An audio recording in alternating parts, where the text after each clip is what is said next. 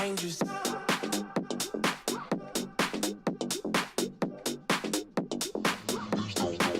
Get dangerous.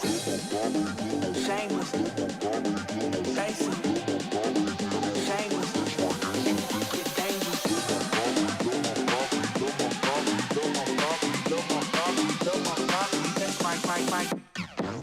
That's right.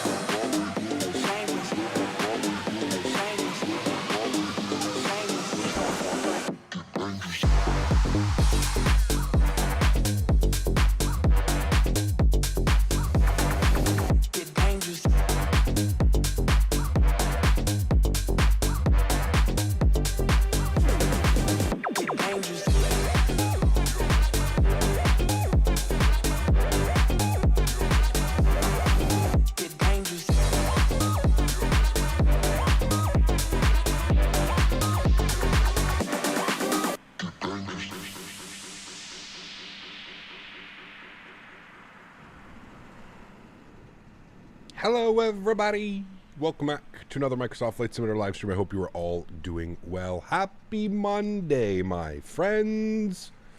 We've made it through another weekend. Apparently I'm stuffed up this morning, I don't know why. Because the weather changed, it's been weird here. Huskers, good to see you, man. Zach, good to see you. RJ, good to see you. Moff Jam, welcome. Slav Trooper, good to see you. Greg, good to see you. Skyworker, welcome back, my friend. Yuckfu, good to see you. Nathan, welcome. Lanny Low, Caleb, good to see you. Flight Sim Life, welcome. Skullface, good to see you. Tonabaldo is here, good to see you, my friend. Swedish Fish, how are you? No, good to see you. Juan Garcia, welcome. Leonard Grant, good to see you, dude. Snipe, welcome. Greg Elwell, good to see you. Denova, good to see you. Scott, good to see you. CHLM, welcome. Lone Sparrow, good to see you. Evan, good to see you, man. Yavuz, good to see you. Tom, welcome back, my friend. Good to see you. Benjo, good to see you. Cargo Pilot, welcome back. Captain Aviation, good to see you. IYR, welcome back, man. Yuckfu, good to see you. Alan, good to see you. James, welcome back. Soren, good to see you, man. Captain Dom, good to see you. Sergeant, good to see you. Did you get a headache when the cold weather's coming? No. I just really feel it in like my whatever, my throat, my nasals, my that's really the only thing that I notice, like when the weather starts to like change, or when it's like crazy humid, or like you know, like that type of stuff outside. That's when I really only I don't really get headaches, to be honest with you, man. I drink a ton of water. I credit that to the fact that I never get headaches, is because of how much water I drink. I'm always properly hydrated.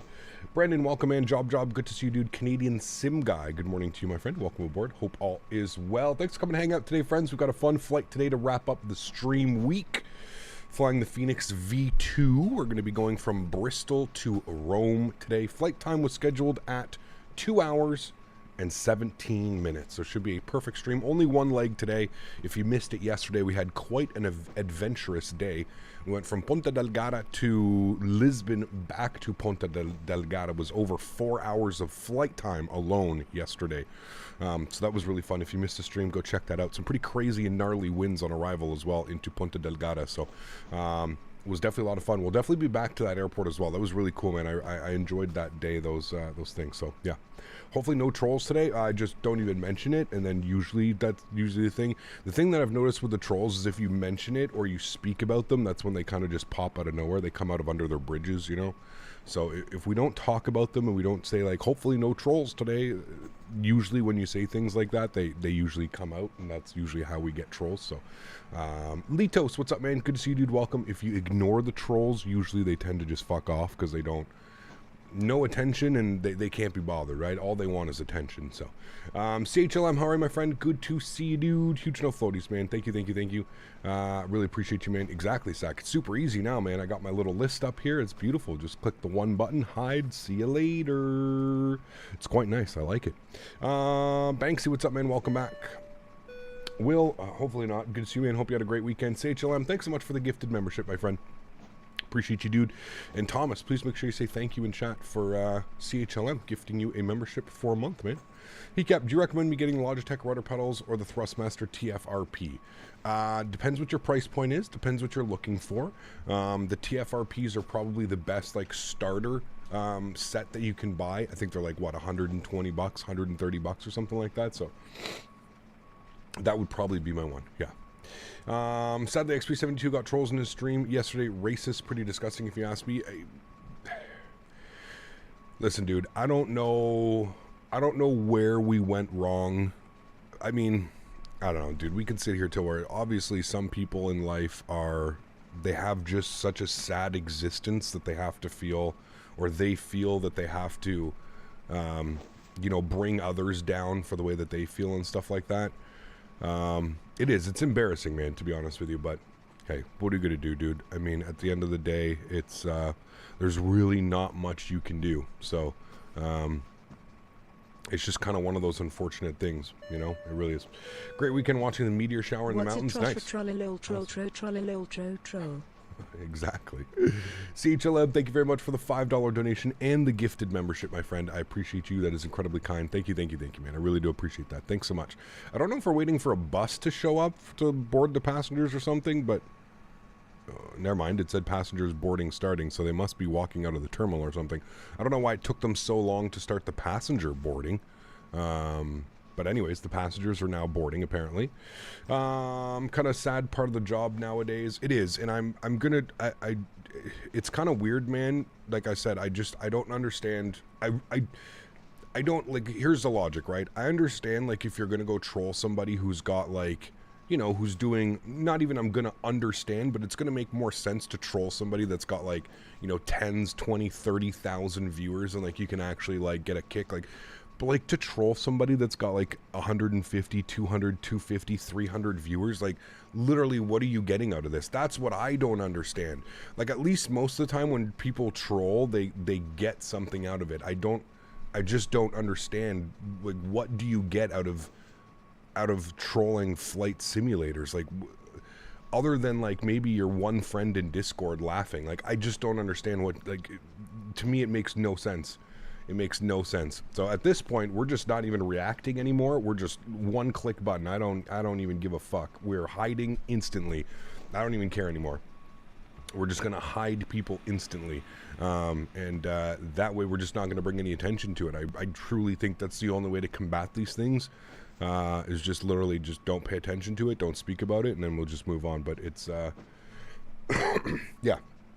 It's sad, man. It's sad that we live in a world where, you know, somebody can't go on a network and stream and get called racial slurs and all kinds of other stuff. And I'm pretty sure that's what I'm pretty sure it's the same person that was trolling us the other day when we were leaving London Luton, because out of the corner of my ear when we were departing London Luton, you remember there was somebody screaming into the microphone?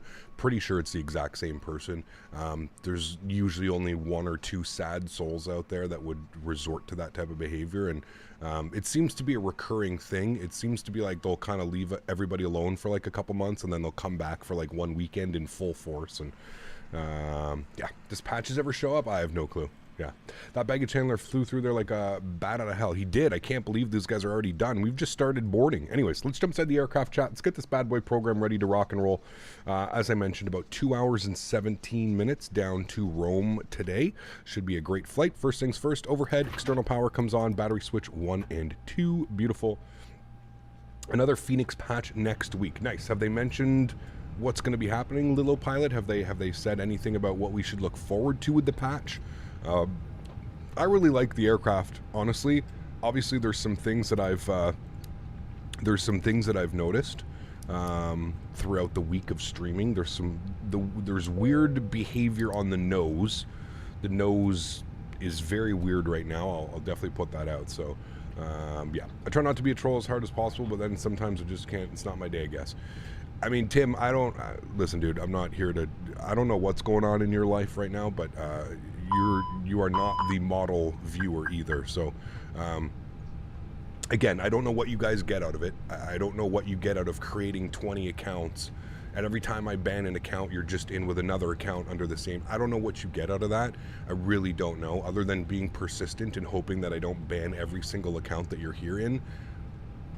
I don't understand, man. Like, you guys can sit here and you can act like I'm the problem, but at the end of the day, I'm not the one creating multiple accounts and engaging with chat wrongfully and doing weird. I don't know, dude. Am I the model viewer? A lot of you are. A lot of you have. I have absolutely no problems. A lot of you, I would say 99% of people that come in and watch my streams are very respectful, polite, and it's exactly the way that I would want the community to be. But there's always that 1%, and I guess it's the same in every aspect of life. You're always going to have that 1%, right? You're always going to have the somebody that wants attention or whatever it may be. I don't know, dude. Like I said, I have no clue.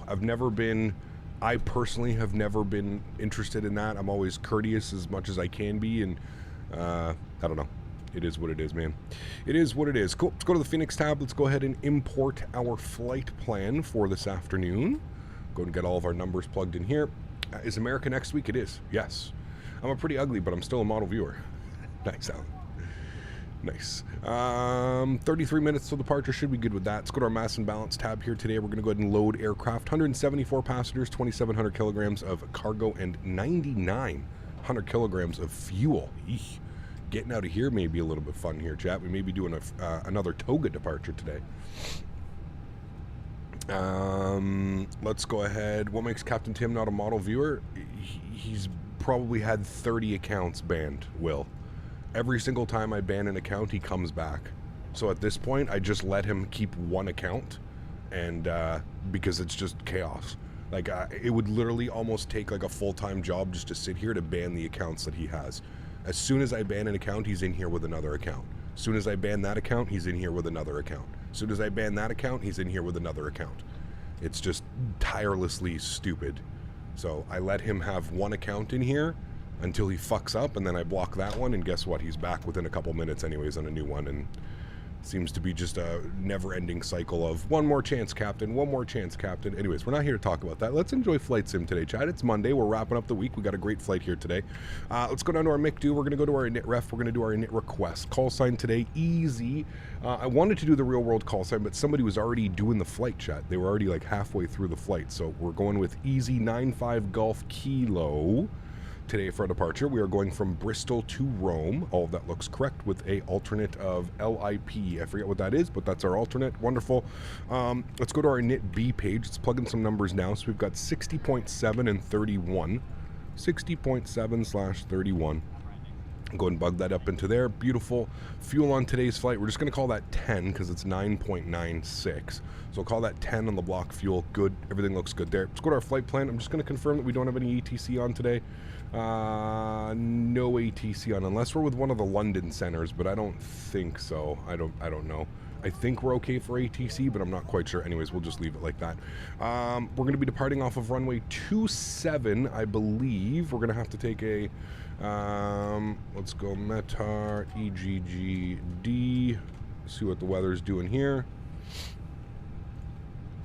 He got completely unrelated on Pilot Edge. When I want to listen to the ATIS, I put the frequency in the co-pilot box and you can't hear the ATIS. Any ideas? There is, I think there's a little bit of a bug. Try putting it in your main radio and try that one. So they're fixing the float. Nice. Okay, cool. So it looks like when we come back to this in about 2 weeks or something like that, because I think we're going to be in the 737 next week, and then we'll jump back to the A320.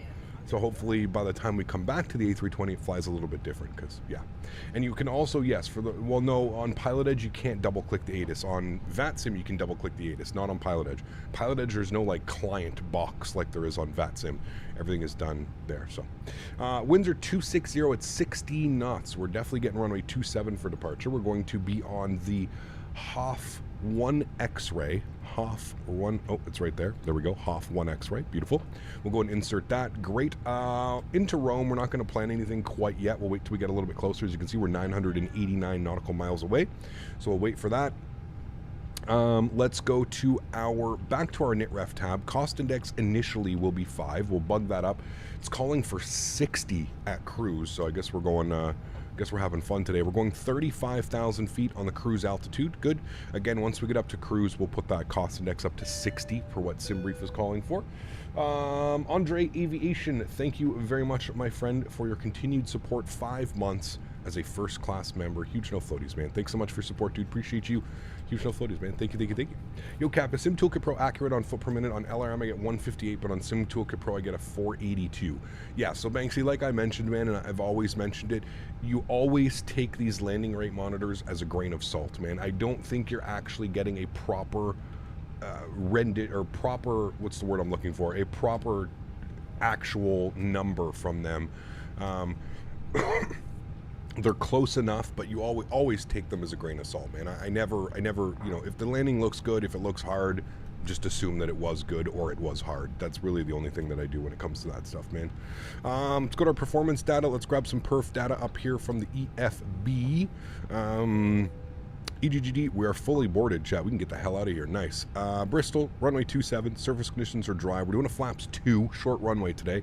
Force toga no, anti-ice off, packs on, sync load sheet, sync live weather. Go ahead and calculate V-speeds. It may call for a toga here, so we'll see what it gives us. Nope. Flex of 44. Might as well be a toga. 33, 41, 41. 133, 141, 141. Beautiful. Look at that, looking good. Cool. And then we got our flap setting here. It's going to be 2/down 0.0 and 44. 2/down 0.0. Good weight and balance today, chat. And then 44 on the flex temp. Beautiful. Upstairs, EPU start switch goes on. As you can see, we are fully boarded, looking ready to go. LA celebrating 10 months. Huge no floaties to you, man. Thank you very, very much for your support. Really do appreciate you. Thanks so much. What assistance option shows your landing rate? It says in LRM when you download it, but I believe that it is the notifications. Yes, notifications software tips. Alain, thanks so much for support, man. Appreciate you, dude. Thank you, thank you, thank you. I thought the lower the temp, the more the derated. You have it backwards, Andy. Yeah. So basically, quickly, Andy, the way that I've understood it, and I think the way that it is what you're doing is it's a protection, right, against the engines. So lower flex temp, you're tricking the engine into thinking that it's 44 degrees outside. If you put like a 65, then I would say it's then you're tricking the engines into thinking that it's 65 degrees outside, right? So the lower the flex, the higher the takeoff performance. The higher the flex, the lower the takeoff performance. It's weird, I know. It took me a while to kind of get used to that. Tim, please stop and chat. Guys, everybody leave Tim alone, all right? This is kind of the problem that happens. Tim gets very angry very quickly, and if you say anything against him, he's just going to lash out in chat, and this is kind of how he has 15 million accounts. So Nash, please just leave him alone, dude. Just... Guys, listen, I'm going to teach you guys something right now. There's this really cool feature on YouTube. If somebody's pissing you off or you don't want to see them, see these 3 little dots right over here? You can literally click it and you can just press block. And just like that, you don't see anybody's messages. We can all live in a nice, peaceful world. So somebody in chat is upsetting you. 3 little dots, block. That simple, gone. You'll never see their messages ever again. It's just that simple. It's wonderful. So please use that. Please use that tool instead of bickering and fighting with each other in chat, please. I'm only going to give you guys one more warning. I'm just not, it's the end of the week, man, so it's that simple, all right? Tim, I'm not talking about you. I'm talking about people blocking you. You seem to be the person that pisses everybody off, Tim. It's not the other way around, man. Cool. Everything looks good there. Let's come down here. We'll turn our TCAS on. We'll go to TA. Beautiful. Let's go upstairs. APU's on. APU bleed is on. Wonderful. External power comes off. We'll get the fuel pumps on. We'll go ahead and get the red beacon light on. Seatbelt sign on as well. Let's come down here. We'll go to our tab. Actually, let's go to GSX. We'll prepare for pushback and departure. Good. And then we'll come down here to our ground services, and we'll go ahead and remove the chocks and cones and remove the GPU. Beautiful. The Fenix colors are starting to look more like fly-by-wire, which is good. I mean, I don't know. I feel like it's good now. They've definitely brightened up the cockpit, which is nice. So, yeah. If you're running a shorter runner, it's almost lower flex temp because the more engine power. Yes, yeah. So it's, like I said, lower numbers, higher values, higher numbers, lower values on the thing. So, yeah. Subcap, watching the movie Sully at the moment. So far, it's good. It's a great movie. Yeah, great move, man. Tom Hanks did a good job, man. He did. All right, we've got our final load sheet here, which we'll take a look at. Beautiful, looking good. And we'll accept that. Wonderful, good, sweet. XP72 said it's too bright. Well, I'm going to respectfully disagree with what XP72 said. XP72's sim looks... XP72 looks... His sim looks too bright in general. I don't know if he's like got some weird stuff going on, but every time I watch one of his streams and he goes like a window view, it's like blinding. I don't know if he's got weird monitor things going on, or I don't know. I've never seen a takeoff throttle on A320 of Toga 100% throttle. Sometimes they do Toga, but yeah, like as far as like values like of your N1 limit being like at 100, I don't know, man. I don't know. I tried to use the Fenix V2, but my screens are super unresponsive. It takes about 5 seconds after updating anything for it to actually happen. I have display sync on. Anybody managed to fix this? Weird. Have I seen the Barbie movies? No. I have not. And I don't plan on it either. Cool. Everything looks good upstairs. We're ready to rock and roll. As long as that guy's not pushed, no one's pushed behind me, I think we're good to go. Cool. Park brakes coming off, chat. Sounds are going up. Let's enjoy the engine start. Engine mode selector, the start position. You saw it last night and it was actually really good. Will, let's keep those things out of chat. It's a good way to, I mean, listen, to each their own, but no, I'm not interested in seeing the Barbie movie. Let's go ahead and spool up engine number 2. Ooh, look at that bouncy wing. I really like the wing flex, the new wing flex model that they've used on this aircraft. It's real nice. Has to be a very short runway for them to use 100% Toga. True, yeah. Yeah. It has nothing to do with what you think of Barbies. Well, no, of course not. I knew it wouldn't anyways. I love Margot Robbie. She's an absolute smoke show, but yeah. For the A320, you won't reach N1 even during Toga. There you go. Have you watched Oppenheimer? Not yet. I want to. I'll probably watch it with a buddy or something like that, but yeah. In my opinion, I do think that the afternoon clear skies in this sim looks a little too bright. Maybe. I mean, listen, dude, everybody's entitled to their opinion. I'm just giving you my opinion. I think it looks perfectly fine. But I don't know where they're going with this pushback, but apparently we're pushing back to Rome. That's where we're going today, chat. We're going to Rome on the pushback. Can we stop here and complete pushback? I think it's about to do it anyway, so we'll just leave it. Park brake set. Something's going on. Probably going to get the brakes hot message now. Clear skies in real life is also blindingly bright. It is, yeah. Something weird's going on with the pushback today, chat. You can hear like the sounds.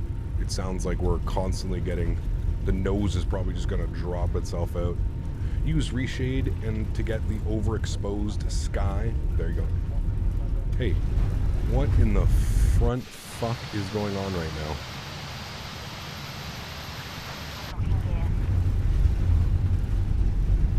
Sounds like we're about to... Wow. That was annoying. How many bugs have you found with V2 so far? I don't know, man. I'm not a bug hunter.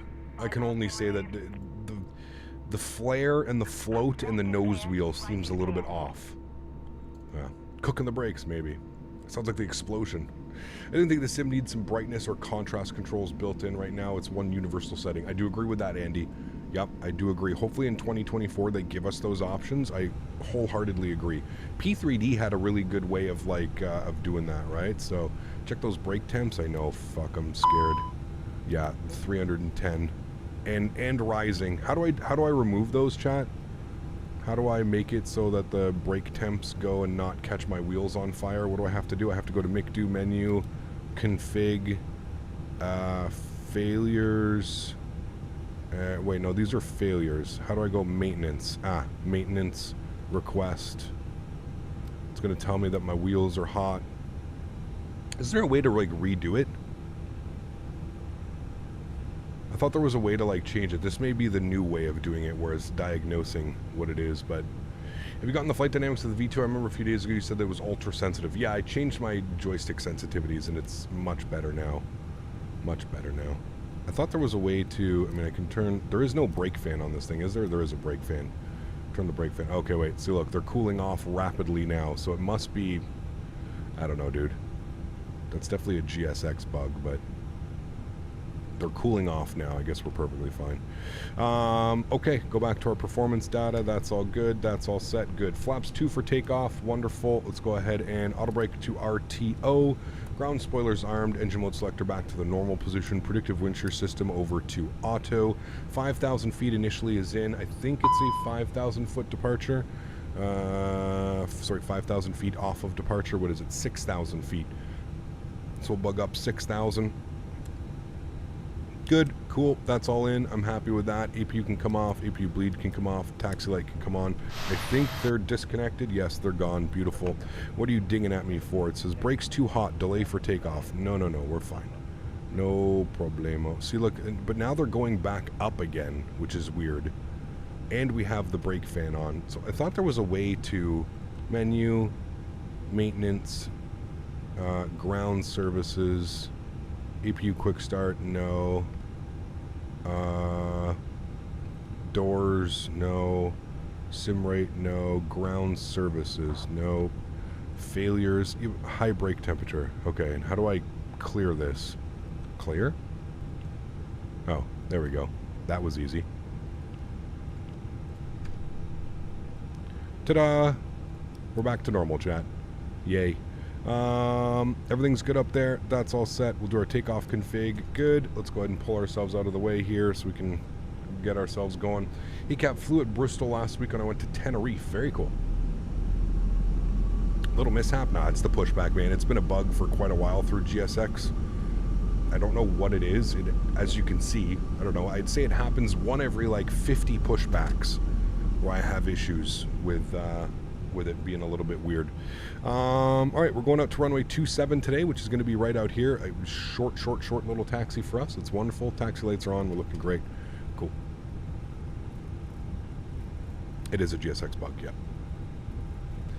It is a Touge. I've got company departing right there. Beautiful. Great performance. I will say that I have noticed, you know, staying away from like the crazy big heavy airports, the performance on this aircraft is significantly better than the previous version of this aircraft. That to me is the biggest thing that I've noticed, is the performance updates. It's quite crazy. You have to dismiss the chocks before calling GSX. If you don't do it, that melts the brakes. I did it, Andy. I always do that, man. Always down here, remove the chocks and cones and GPU. It's like the first thing I do. As soon as APU is on, I remove chocks and cones, and it's just a bug that's been here. And it happens on the 737 as well, randomly.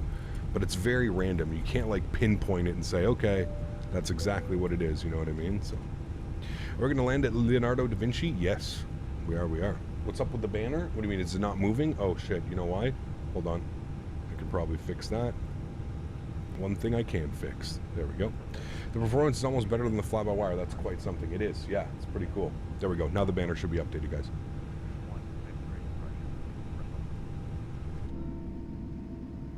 I like how short that taxi was.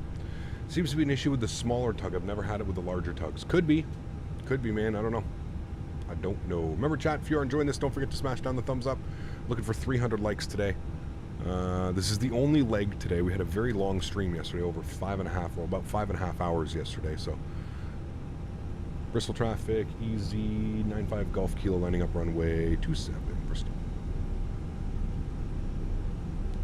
All right. Good. Let's go and get our landing lights on, runway turnoffs, strobe lights, wing lights, and nose to take off. Beautiful. ECAM is showing no blue, which means we're good for departure. Good. We're clear out on the left. Nothing out there. We're clear on the right. That guy just departed. I'm going to start my clock. I'm going to give him 2 minutes, chat. 2 minutes of separation would be ideal, as I believe we are all going into Rome together. So 2 minutes of separation should be perfect. Look at that lineup. Wonderful. Cool. We're ready to go. We'll hold it right there. Great. Wonderful. Park brake can go on for a minute. Got a little Cessna. For the 172, the 152 at Bristol, you can depart in front of me if you'd like. Just going to give the guy 2 minutes separation. We'll see what he wants to do. Let him depart in front of us. Maybe he likes the traffic. I don't know.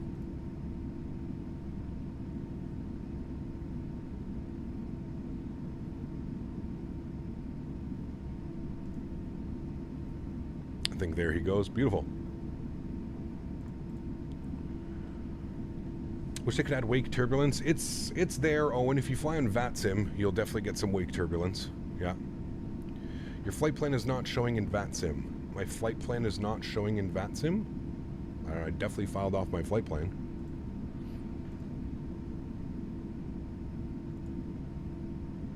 I don't know why it wouldn't be.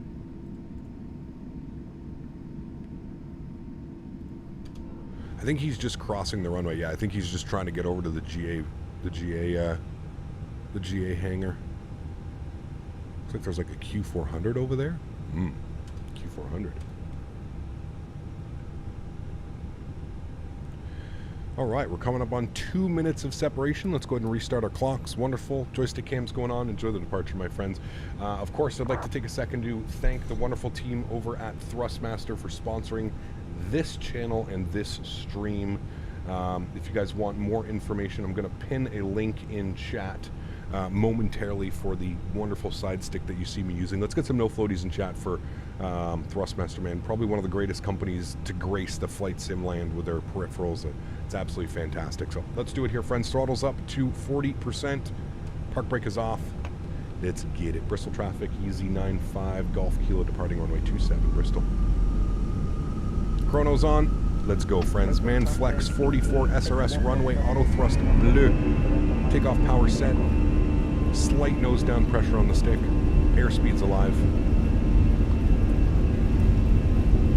Oh, we're blasting out of here, chat. 100 knots. We're neutral on the side stick.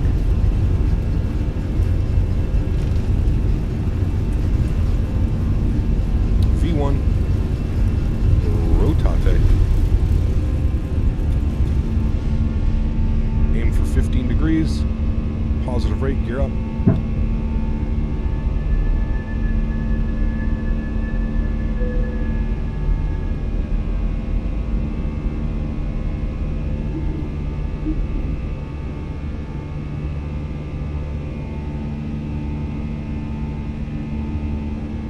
Ready for this, chat? Listen, listen.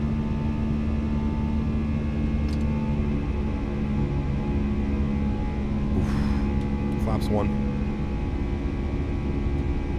Bring that nose over to about 10 degrees.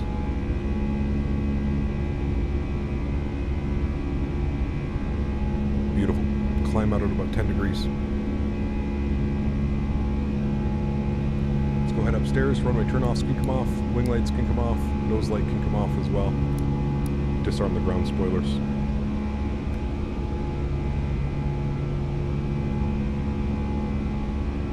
Do you like the updated Fenix so far? I do. I'm getting used to it more and more and more and more. Yeah.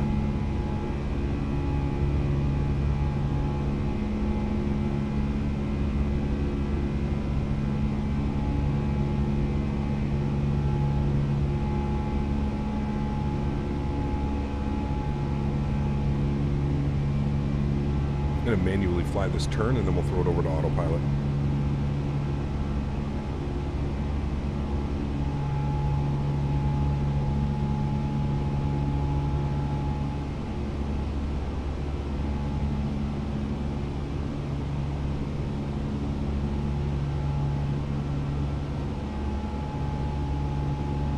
Flaps clean, start our right turn, fly the flight directors.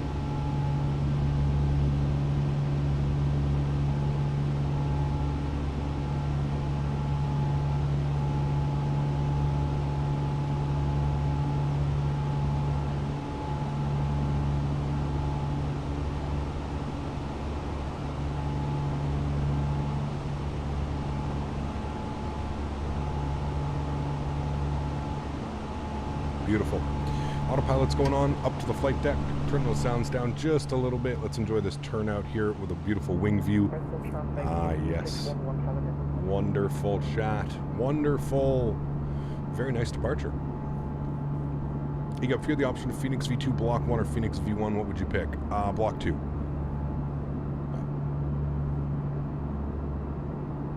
Block 2 for me.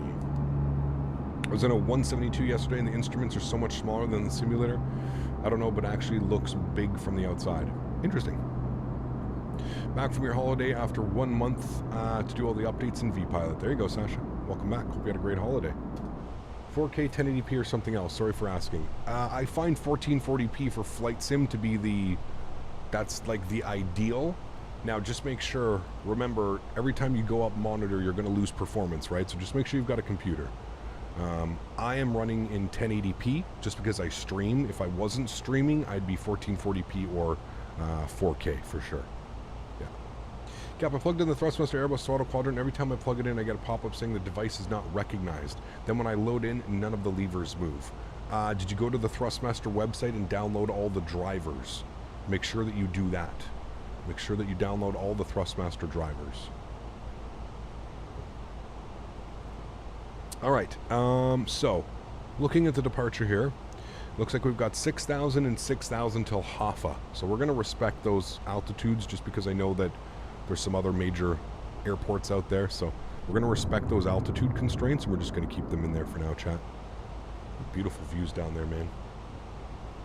Did you have a dual PC setup? I do have a dual PC setup, yeah. So now I can probably go up to 1440p Airbus Sky if I wanted to, but that new computer, like the whole double stream setup, it's still fairly new. So I haven't got a new monitor or anything like that yet, but I do plan on it. Most likely with the next PC build, whether I get a 4080, a 5080, whatever it's going to be, I'm definitely going to up my my resolution to 1440p. What's cool about the Thrustmasters is that they release devices that are actually affordable. Pretty amazing. Well, that's why I love them, and that's exactly why I partnered with them, Sergeant. That is, I mean, you nailed it on the head. I've received a ton of offers to fly with certain products, and I just, at the end of the day, I say, listen, I'm not a real pilot. I don't need to pretend. I know that I dress like this and haha, yeah, but like, I don't need to have $5,000 worth of peripherals on my desk to make me feel like I'm a good simulator pilot, right? For me, being a good simulator pilot is having the tools that everybody else uses. Do you know what I mean? And that's not a gripe at anybody that uses, you know, $1,000 joysticks and, you know, $1,500 throttle boxes, and that's just the reality of the way that I want to produce my content. I'm very much a minimalist. I don't need crazy amount of things, right? I have my stream set up, it works for me, and that's what I like. I can literally fit my entire Airbus setup on my keyboard holder. You know what I mean? So that's it. I think I'm setting up my rudder pedals tonight. Oh baby, oh baby. I'm already for whatever Airbus planes coming there. Soft A321 and Neo. It's gonna be good. Yeah, hopefully, man. The Airbus stick looks sick though. I mean, it does, Will, but again, it's not, for me personally, it's not worth spending $600, $700. It's just not worth it, dude. It's not at all. I would much rather have a nice humble setup where I don't have to, you know, I don't gotta break the bank, and I don't have to completely change how my setup is just to fly, you know. It's not the box, it's the man in the box that makes a difference. See, there you go, Andy. You got it, man. Would you recommend the Fenix A320? Absolutely, yeah. I use the Thrustmaster cap pack, and it is amazing. I really do support them. I'm planning to get the Boeing yoke for X-Plane and Z-Boat. There you go, man. The Boeing yoke is absolutely fantastic. Probably one of my favorites. Probably one of my favorites. 129.425 for us, chat, over in London Control. 129.425. Just confirm that is correct in there. 129.425. Good. Have to turn our sounds down now. Sorry. Hello to you. It's a Tel-2-1. Sorry, Brasix-1 Golf for Gatwick. There we are, climbing out. Look at the beautiful British countryside out there. Hey, not asking to recalibrate, of course, but can you show us your calibration for your throttle? I can't get the Flex D10s on my TCA to match the Fenix. Really appreciate your help. So, Adam, I can't show you because if I show you, it'll redo all of my... but what I can say is just make sure that you go to the Thrustmaster website and that you are running the current driver, the most updated driver for your product and then try and calibrate it. You should 100%. The hardest part is getting idle reverse and full reverse. That's the hardest part about the calibration tool. You should be able to get it in flex, toga, flex, and climb, no problem. Those should not be an issue because the detents are so far away. Do you say you have a performance booth with V1? Absolutely, yes. 8237 Yankee, direct Midhurst, Mike India Delta, climb flight level 300.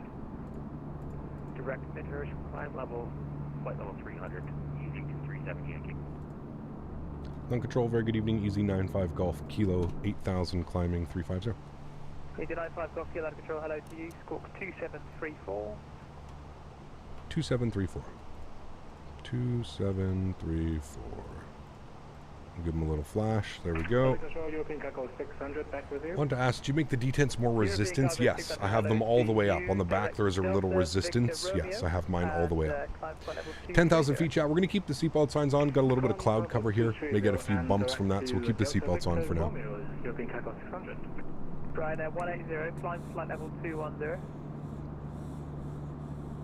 Climbing flight level 210. How do you know whether to do flaps 1 or 2 for takeoff? Runway length, yes. Short runway, you're going to use flaps 2 as it's got a lower V speed. If you've got enough runway, just do flaps 1. Flaps 1 are usually most common. Never squawk ident without being told. Well, I always do it. I always give them a flash whenever he gives me a squawk code, and I've never been told not to do that, so... Yeah, maybe in real life that's something that you do, but yeah. Your Ryanair 180, nice.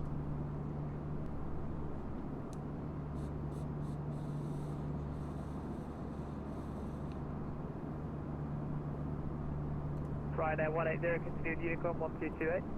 You ever tried CPDLC in the Fenix? It's nice and helps the frequency clear. I haven't. No, I haven't, Andy. I do have a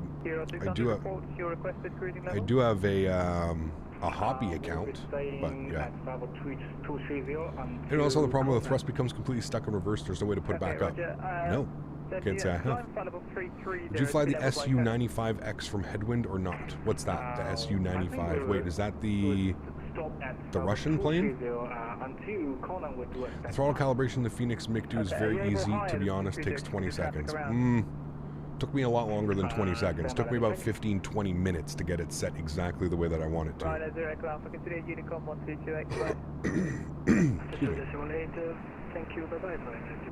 You don't squawk ident when they give you a new number, only when they specifically tell you. Got you. Okay. Does vaping stuff make you dehydrated a bit? I always get a problem with this. Dehydrated? No. I drink a ton of water though. So. You always ident on your first contact with ATC, even in real life? I don't know. It's the Sukhoi Superjet. Yeah, I don't know. Maybe. FS Labs announced they will join Microsoft soon. Have any comment about that? I've never owned any of their aircraft. Obviously, they were shrouded with, you know, that whole controversy that they had with the malware stuff, but... Yeah. I think 290 should be okay. Okay, you're allowed 600 climb flight. Hey, Cap, do you have an idea why my Kiro 77 doesn't engage with the autopilot? No. 89.5 Golf Kilo, direct Midhurst, Mike India Delta, and climb flight level 270. Truck Mike India Delta, and we'll climb flight level 270. Easy 95 Golf Kilo. Alright, and he wants us to 270. Interesting. There we go. Hey man, we're not going to complain about a nice direct, right chat? We ain't going to complain about that now. How big of a shortcut was it? Oh, that's a nice little shortcut. Okay, we don't have to go all the way out there. We're just going direct here. There we go. Yeah, I was going to say something's probably conflicting with your autopilot or your controls. I don't know if you've got... When's the last time you ran a calibration on your joystick or whatever you're using? It sounds like there's something weird. Yeah. Isn't Microsoft coming with a 777 that is decent? Well, not Microsoft. We've got PMDG, who's a third-party developer. Yeah. For some reason, I thought the Sukhoi doesn't have a cockpit, yet it does. I don't know. I have no clue.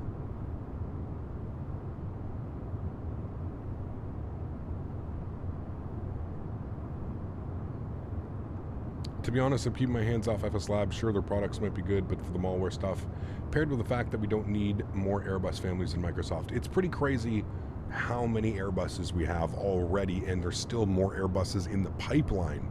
That's what's crazy. So, yeah. I wasn't here for a while, and I saw someone talking about the ident feature in vPilot. What's it for? Well, same thing in real life. So when some controllers will ask you to ident, and what that basically does is it sends a ping on the controller's screen that, you know, flashes your aircraft, just like in real life. Kaltron Vatson frequency, have a fun flight. Thank you, Halsey. Appreciate it. Look at that view out there, man. Just incredible. Look at those cloud buildups.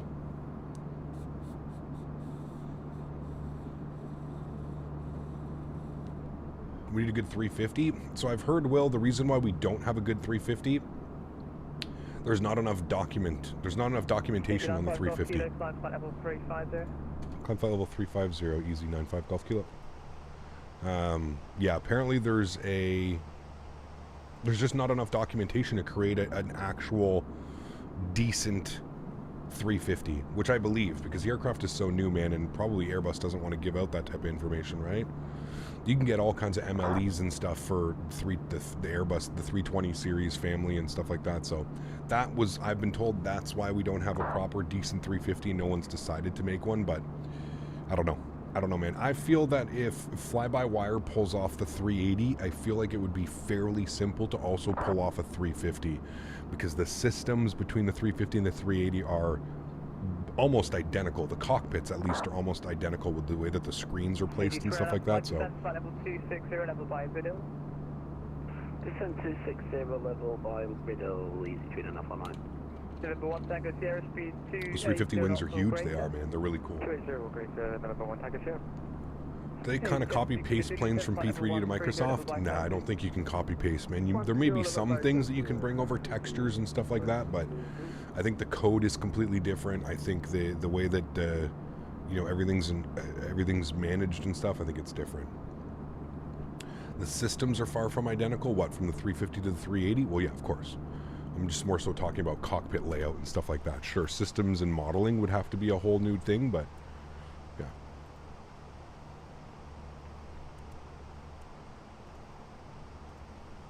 Are you going to fly the fly-by-wire 380 when it's available? Yep, we will. Funny how there's not enough documentation on the 350, but PMDG has almost all of the 777X and it's still in development. I don't, how do you know that? I'm not trying to be rude, but how do you know that PMDG has all of the 777X? PMDG has a bunch of 777 information because the 777's been out for 30, 40 years. So I don't think PMDG has any of the 777X documentation. I don't know where you would have got that information from, but yeah. The 777X is kind of like the 737 MAX version. Correct. It's a newer version with new technologies and stuff.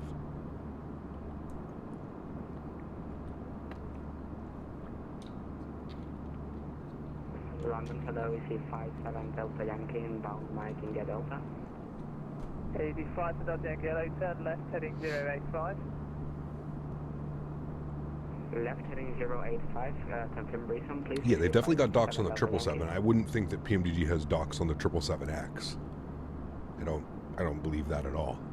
The 380 is going to be a steep learning curve. For me, as the 320 headwind 330. Should be fun, right? PMDG is working closely with Boeing to have a version ready when it officially releases. Has been mentioned a few times, but not very loudly. Interesting. That's interesting news. I don't know whether or not to believe that or not, Litos, but I'll keep that in the bank for maybe. I don't know. Interesting. The 350 cockpit is completely different than the 380. The later has standard 5-screen across layout, but the 320 and the 350 have full panels across. Are you sure? 350 cockpit. A350 cockpit. Okay, so that's an A350 cockpit right there. Let's look at this. A320. Can I not expand these? Virtual. Ooh, that's kind of cool. All right, so that's the 350 cockpit. I'm pretty sure that is almost identical, and those don't look like that's 1 screen, 2 screen, 3 screen, 4 screen, 5 screens. Okay, that's the 350. Now let's go back and look at this is a cool ass website. Now can we go back and see the 380? Pretty similar. Now, obviously a little bit of a difference. You are right in the way that the screens are managed, but like I said, design-wise, fairly similar to one another. Like, these are far more similar than, let's say, the 320 series, right? Love the A220, man. Look at the A220. The A220 is so badass. Whoa. I can't wait to get the A220, man. It's going to be so much fun to fly that bad boy. But yeah, you're right. They're not identical to one another, but they're definitely the closest to one another than the 320 series or the 330 series, right? The 350 is pretty badass, though. It is nice. Doesn't matter if the cockpits are a little bit similar. Wait, what? Do you know why we don't have a Gulfstream jet in FS? I don't know. Yeah, I don't know. I heard that the A220 is really noisy and causes a lot of complaints. I've been on the A220 a bunch, and I gotta say the opposite, man. It's actually quite pleasant to ride on. I don't have any issues with it. Yeah. Do you like flying on the A220s to IH? That was fine. I flew up in business class as well, so it was even better. Prajwal, what's up, man? Good to see you, dude. Welcome aboard. Hope all is well.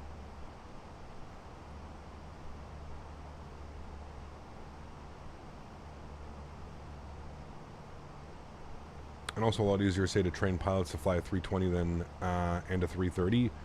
Well, yeah, because that design's been there for how many decades? That, like, design, you know? I mean, from like a house on the outside, I flew it to and it was nice and new. I don't know, man. Those engines, it's the LEAP engines. I don't think it would be loud from the outside. They're actually quite not very loud at all. I don't know. So wanting an Airbus type rating, except the A321, have heard that the plane is very underpowered. Interesting. Something must have happened to make loads of companies making aircraft to Microsoft slow down and some just stop. Probably the announcement of 2024. They probably just want to make sure that it's, you know, they just want to make sure that everything's going to be compatible. If you're an aircraft developer and you've just spent the last 2 years or year developing an airplane, you probably want to make sure that it's going to be able to transfer over to 2024 and that you're not going to have to completely redo everything over again, right? So I can understand. Cockpit layout is not where they need documentation to create compared to everything under the hood. Correct. They need proper flight models, characteristics, everything. Yes. That's more the information. Modeling a cockpit is easy. You are 100% correct. That is not the difficult part. Anybody can throw that into Blender or any type of 3D, Photoshop, anything, and probably come out with a cockpit model. You are correct. Yes. Do you think the Aerosoft 330 will be relevant by the time it releases? Yes, because I don't think we're going to get another 330 before then, Will. If we get another 330 before then, let's say, like, I don't know, somebody comes out of the woodwork. There's some, you know, there's been so much speculation that that AnyBuilds is making an A330. So, like, if AnyBuilds just comes out and drops a 330, GG Aerosoft. But I don't know, man. I can't confirm. Like I said, man, I don't have that. I wish I had insider information I could provide you with info, but I really don't. What's the context of this convo? Why we don't have an A350 yet for the simulator, and why everybody seems to be doing 320s, 319s, 321s, 330s. Why we don't have a 350. And we were just explaining because there's just not enough information about the aircraft that's made public. There's not enough, there's not enough documentation yet to properly model a 350. There's an aircraft right down there, John. Do you enjoy short runways or dangerous approaches, or more using simple? I like a little mix of both, to be honest with you, man. I like the short runways. It always offers a little bit of a challenge. Having to be a little bit more firm, having to land on the 1,000-footers, right? So, yeah. The cockpit is really a detailed piece to model, and Blender is hard. Yeah, but if you know what you're doing in Blender, I'm not saying that it's not easy and it doesn't take, I'm not saying it's not hard and it doesn't take a ton of time to program something like that. But if you understand Blender and you're familiar with how it works. Yeah. When are we getting the 7.5? I think they said on the last update that they posted on their YouTube channel. You can go over to their YouTube channel, Will. They got a bunch of great videos up there. I think they said that they're aiming before the end of this year, but most likely it's going to be first quarter of 2024. So we'll see. Hopefully we get it by the end of the year. That would be so badass, dude. I'm so looking forward to flying a 7.5, man. I really think this simulator by the end of the year / 2024 is just going to be completely different, man. Who is making it? Bluebird Simulations. Bluebird. 2024 is going to be huge. I know, it's so crazy, dude. I was having a conversation with Thrustmaster, you know, and I kind of said the same thing. I thought this year was going to be the big year. I thought 2023, and I got to be honest with you, 2023 has been okay for flight sim. It's kind of been a boring year, if I'm being honest with you, as far as like, not boring year, like in just boring in like the releases. We haven't really had any crazy major releases in 2023. It's kind of been a very, you know, just a lot of developers kind of teasing what's coming for the simulator. And I remember at the beginning of 2023, I remember talking with Thrustmaster being like, man, 2023, this is a year for flight sim to just poof, blow up. It's going to be crazy. But now I actually think it's going to be 2024. 2024, now that I have a little bit more retrospect of everything, I think 2024 is going to be the big one, man. 2024, I think you're going to see the release of like just so many aircraft. I personally think towards probably around this time next year, we're going to get MSFS 2024. So, yeah.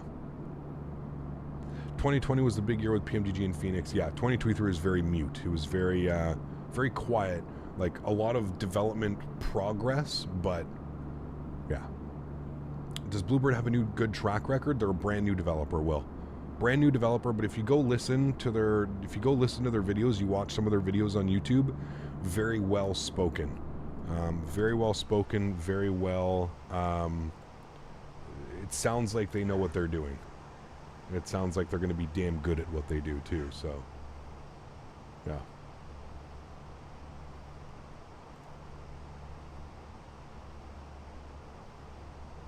Radar check. I think he logged off. He's not on frequency anymore.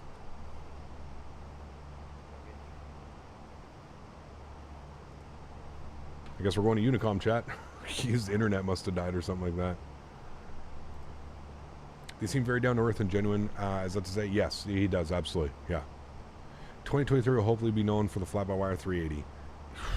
I don't think we get it by the end of the year, man. That's just me, but I don't think we're getting it. Is the A320 made in Canada? I believe so, yes. I believe it's made in Mirabel, Montreal. Just outside Montreal, north of Montreal. Funny enough, you know what is there as well? The Bell helicopters. I had no clue, dude. Bell helicopters. Some of the Bell helicopters were made in Canada as well. It's a good call out on Bluebird. I was really impressed with the presentation of the video. No hype, no huge promises, just straight facts and realistic expectations. Yeah, the CEO or the owner of the company, Andy, I agree with you. He seems very well spoken. That's kind of why I jumped on board with the project, because I was like, okay, this guy knows, you know, this is sounds like somebody who's not beating around the bush. He's not making, like you said, false promises, and he's just providing us with actual facts about how the progress is going and how things are working. And you know, they're spending a lot of time making sure that LNAV, VNAV, autopilot functionality is priority, which is always great to hear, man. I think, you know, it's like I mentioned, and I'm not, don't take this in the wrong way, but like I said, if you know what you're doing, creating blenders and Photoshops and creating a model of an airplane and texturing an airplane, it's not easy work, but it's easy when you compare it to creating system depth, creating LNAV, VNAVs, autopilot functionalities, making sure everything flies the way that the aircraft flies. Creating a model is easy. Why do you think you see Captain Sim, Bredoc, all those other guys, Latin VFR, just literally shitting out aircraft models? Because it's not hard. If you know what you're doing in Blender, you know how to create scenery, you know how to do this. Yes, okay, it's time consuming. I'm not saying it's not time consuming, but in the grand scheme of things, creating a model and texturing a model, not hard for these guys, not hard at all. Maybe hard for you and I coming off the street to create something like that, but not hard. And that is exactly why the market is oversaturated in aircrafts that have no autopilot functionality, require you to use the fly-by-wire systems in their payware aircraft, which I find is just fucking ridiculous. It's kind of crazy, to be honest with you. It's you know, it is what it is. But Bell just won a big contract for the U.S. Army. There you go. Pretty cool. Aircraft models are sold affordably on the internet. You can buy one today. System depth, not so much. 100%. Yeah. Captain Sim is a tumor. He doesn't even develop the cockpit. It's, yeah, like I said, man. Listen, dude, the problem is, and we can all sit here and we can all say, oh, these guys are cancers, these guys are this, these guys are that. People are buying it. That's why he's still here. He's still pushing out shit because people are buying it. That's the unfortunate thing.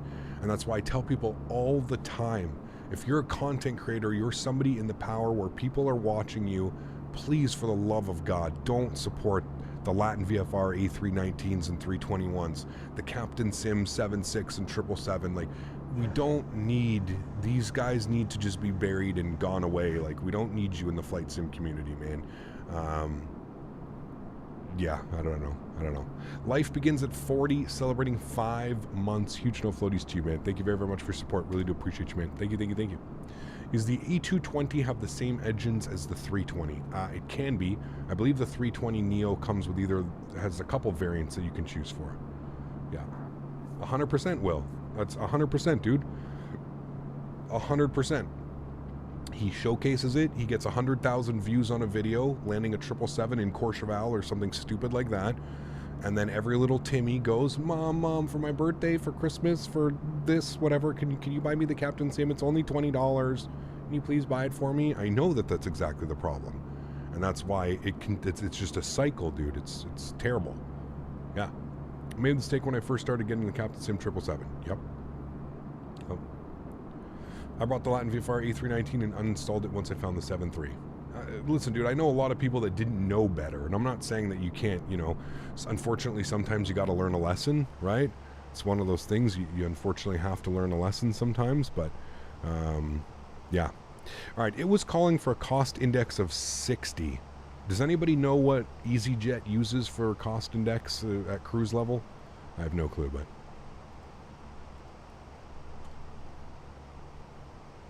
Blue Games did a video about why you should buy the Captain Sim 777. Listen, I'm not here to tell people, listen, dude, everybody has their own, views, clickbait, whatever it may be, man. I'm not here to tell people how to run their business and how to run their YouTube channels. I can only tell you what I believe in and what I think is right and what's wrong in the community. It takes doing 5 minutes of research that'll let you know that the Captain Sim 777 is not worth your time. 5 minutes of research to find that out. Now, that being said, there's different levels of, and I can understand the argument that there's different levels of what people expect out of a payware aircraft, right? There's a lot of people that are new to the Microsoft Flight Simulator hobby, and to them, getting a $20 payware aircraft that looks and resembles a 777 is probably adequate for them, right? They're not like us, they're not hardcore simulation, they're not looking for an autopilot that works one-to-one, a flight model that is accurate or any of those things, right? That's not what they're looking for. They're literally looking to take screenshots and tell all their friends I know how to fly a 777, right? So I get that there's different levels of skill, if you would, or different levels of the simulator world, what people expect and what people want. But yeah, as a content creator, I think it's my job to bring awareness to things and to not. So yeah, I believe 12 for departure and 8 for cruise is the cost index. All right, let's bump it up to 8. I don't know if we're going to actually get anything out of that. Probably not. Probably going to cruise at Mach 772. What is better, the 380 or a Boeing 777? I have no clue, man. That's... Uses 7.4 systems and they modeled passengers and simple stuff. Trash. You think you could take over a 320 IRL and be able to land it if the pilots were out? Probably not, man. Completely different scenario. I'm in my simulator right now flying. I don't know how it would be in real life. Now, would I be able to tune an ILS frequency and get the aircraft to auto land itself? Yes. I feel like I'm fairly comfortable enough with the layout of this cockpit to, for ATC to give me a... I know that I could go to my flight plan and I could go all the way down here and I can select an arrival. All of this is the exact same in the real aircraft. So I'm confident enough that I could be able to do that. I don't know about hand flying it and actually flying it. I could probably set up the airplane to do an auto land with ATC's instructions. Sure. Yeah. But, yeah. So a discussion about the Captain Sim 777 should be considered ethical or a pirate it or not too. Wow, listen, dude, I'm not going to go down that road. I'm never going to condone pirating. I think that, you know, just put yourself in. I always tell people before you go and you pirate something, a scenery, and we already all know the websites that are out there.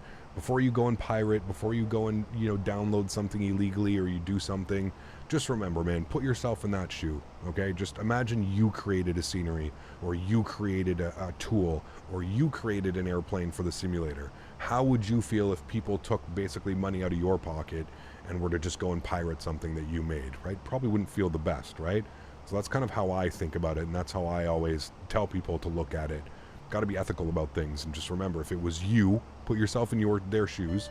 If you created something and you weren't getting, you know, paid for your time and your effort and everything that you did, how would you feel, right?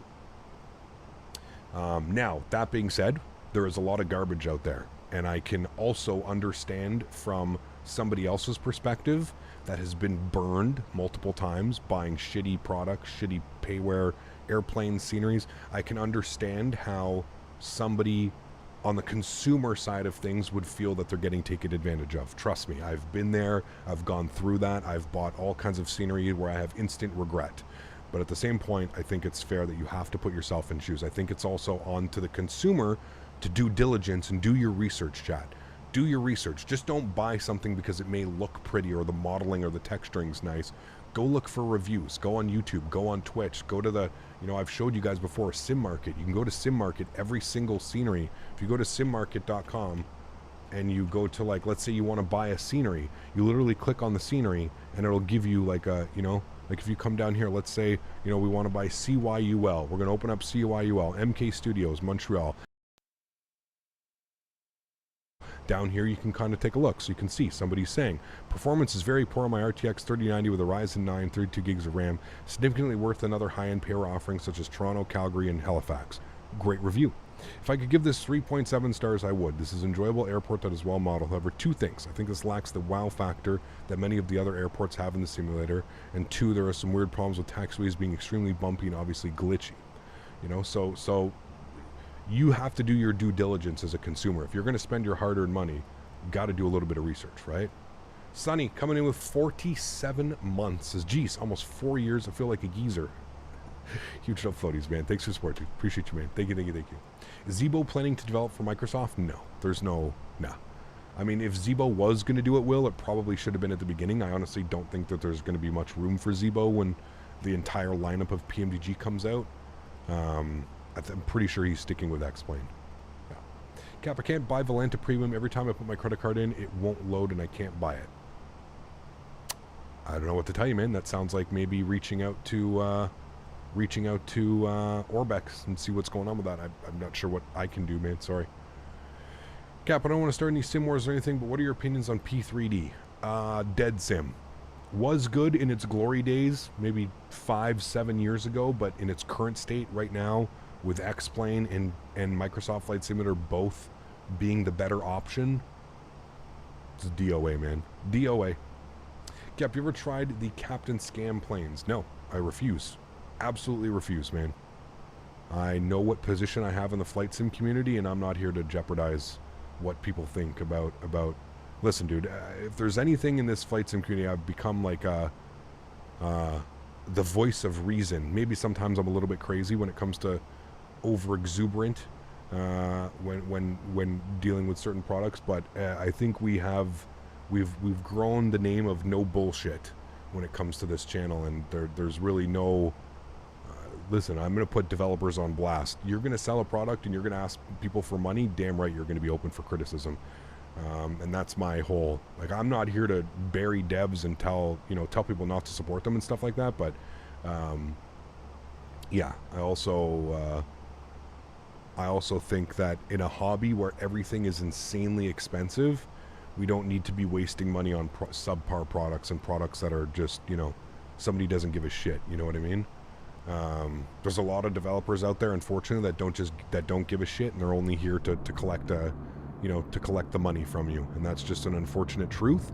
I think you see that in a lot of things, but I think it's very prevalent here in flight sim because there is a lot of money to be had, right? So, yeah. Do you think some devs are afraid of your commentary? Absolutely. Developers that have things to hide will, developers that aren't quite on par, developers that are charging too much money for their products and they know that, those are developers that probably don't work with the channel. That's why you see me really only work with like, you know, developers that are confident in their product and developers that know what you're getting. You know what I mean? The PMDGs, the Fenix, the Fly Tampas, the you know, the Ini builds, the MK Studios, the on and on and on. You know what I mean? Is that why you don't use X Enviro? Absolutely. And I mean, I've already gone over the story, Will, about X Enviro. I'm pretty sure you know why I don't use X Enviro. For those that don't know, long story short, the developer reached out to me of X Enviro, the owner and developer of X Enviro, reached out to me and asked me if I would help promote a product that he deemed was not really needed for Microsoft Flight Simulator, but they were releasing because they wanted to help their friends in war efforts in Ukraine. And I immediately told him that that was not a good idea.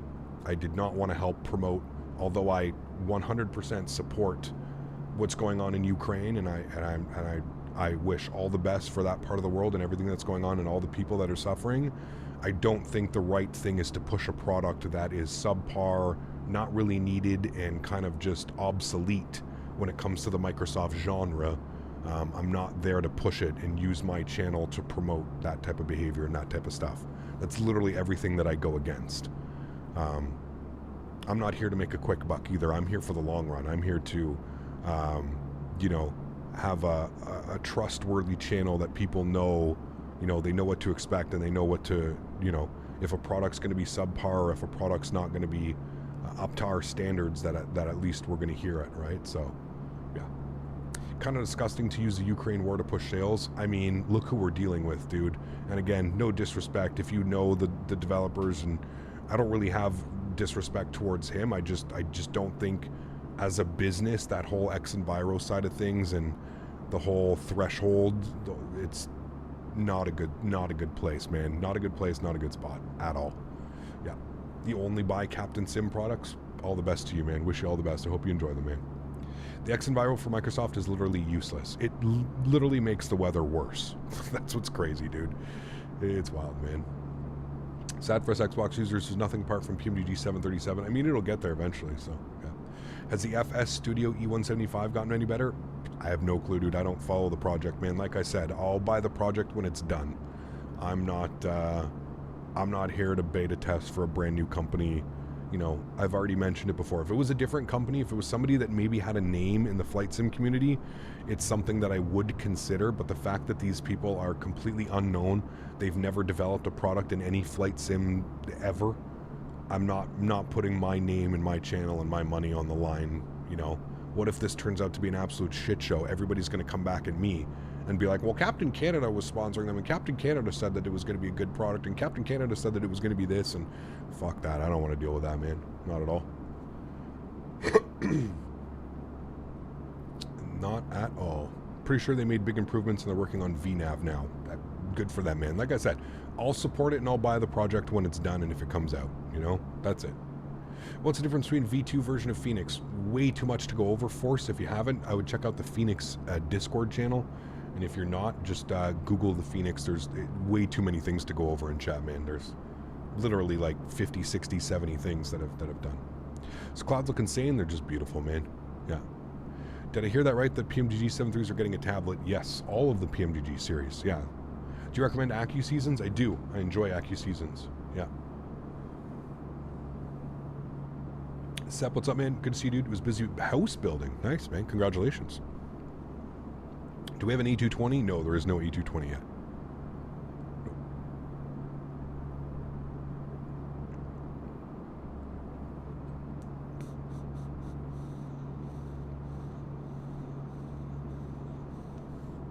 What's up, Pierce? Good to see you back, man. What's up, Kat? I'm getting a new PC soon. Nice, Scott. Very cool, man. Congratulations.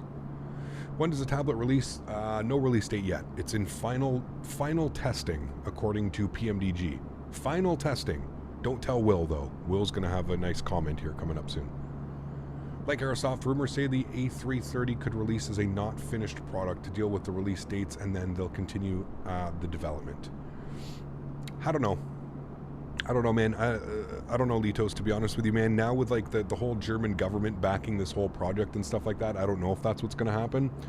Who really knows, man? I don't think that that's going to bode very well in the flight sim industry and the flight sim community, but that's just me. Huh.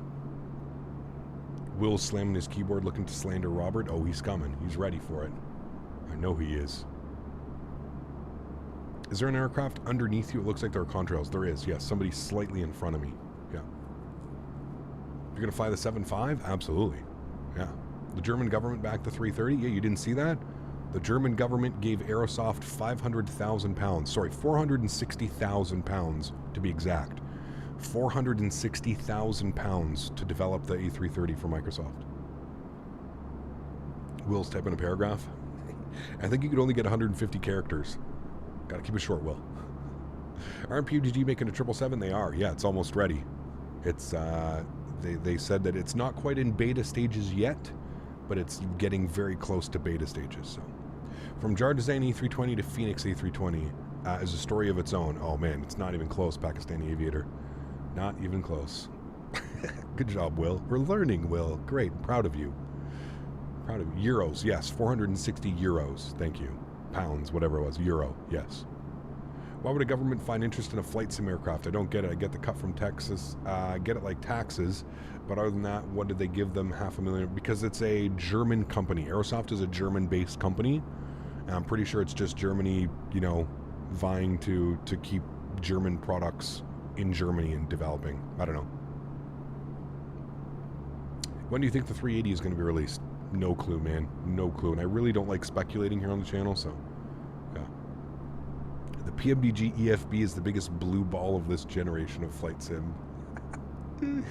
I mean, I don't know, dude. Will, listen, is it going to be nice to have a tablet? Sure, absolutely. But is the tablet necessary to fly the airplane? No, not at all.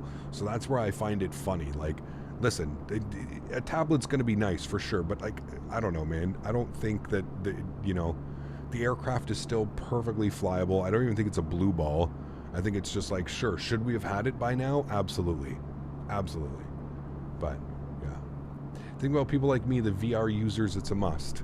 Yeah, but can't you, like, so how does it work with VR? Can you set views in VR? Like just like let's say, watch, let me turn on my Track IR, right? Okay, Track IR is on now, okay?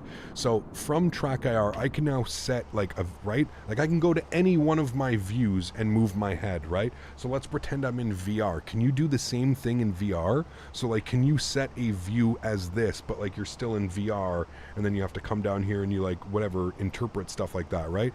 Can you do that in VR? Or in VR, is it just you're stuck at this, you're stuck like this and you can only do this, you know? Okay, well if you can set, then I don't understand what's the big problem about just setting a view like this and going down here? Is it because finding the hotkeys, like actually finding your keyboard button while you're wearing a headset? I could see that being a pain in the ass. Is that what we're getting at? I could see that being a pain in the ass for sure. The issue is you can't see anything. Got you. Okay. 2% of the community is in VR. You think, man? I don't know, man. I feel like a little bit, well, I don't know. Yeah, I don't know.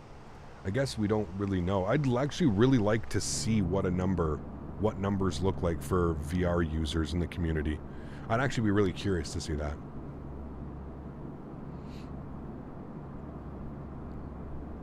You move your head like you're in the aircraft. Yeah, it's called Track IR, this thing here on my head.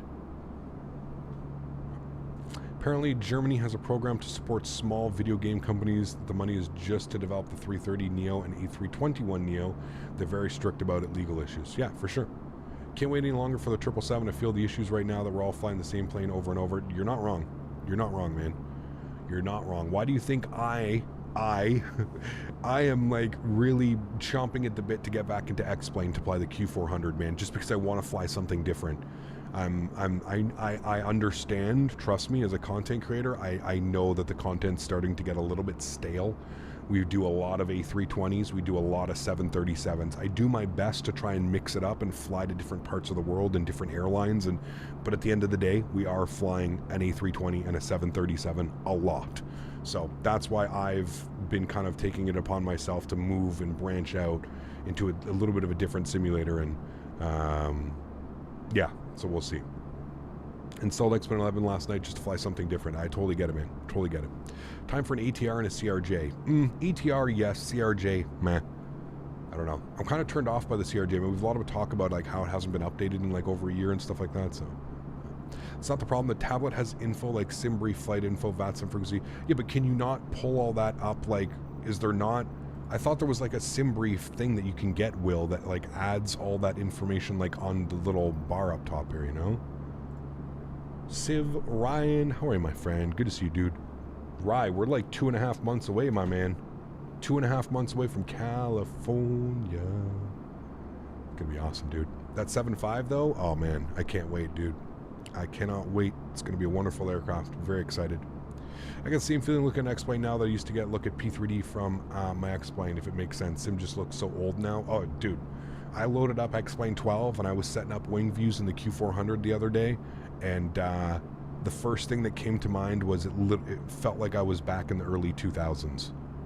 It really felt like like I went back 15 years, 10, 15 years. It was crazy, dude. I was looking at like, I was making wing views for the Q400 and like the anti-aliasing is so broken in X-Plane. By the end of the wingtip, it's all pixelated and like the shadows are all broken and jagged and god damn, it's so ugly, man. It's so ugly. But it has so many airplanes to offer, you know. No Fenix V2 crack up yet. Yeah, that's good. Let's mention that in a flight sim stream, right when we were talking about piracy. Bye. What's happening in California? World Flight. World Flight in California. Just hoping the ATR would have been amazing. I mean, it's good for its price, dude. X-Plane 12 did a great favor to X Enviro, just my opinion. X-Plane 12 did a great favor to X Enviro. What's that?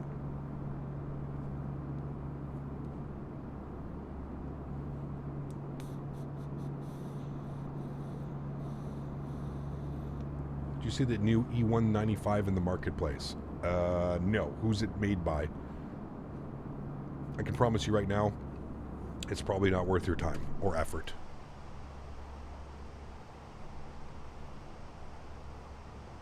I had like quartering headwind right now.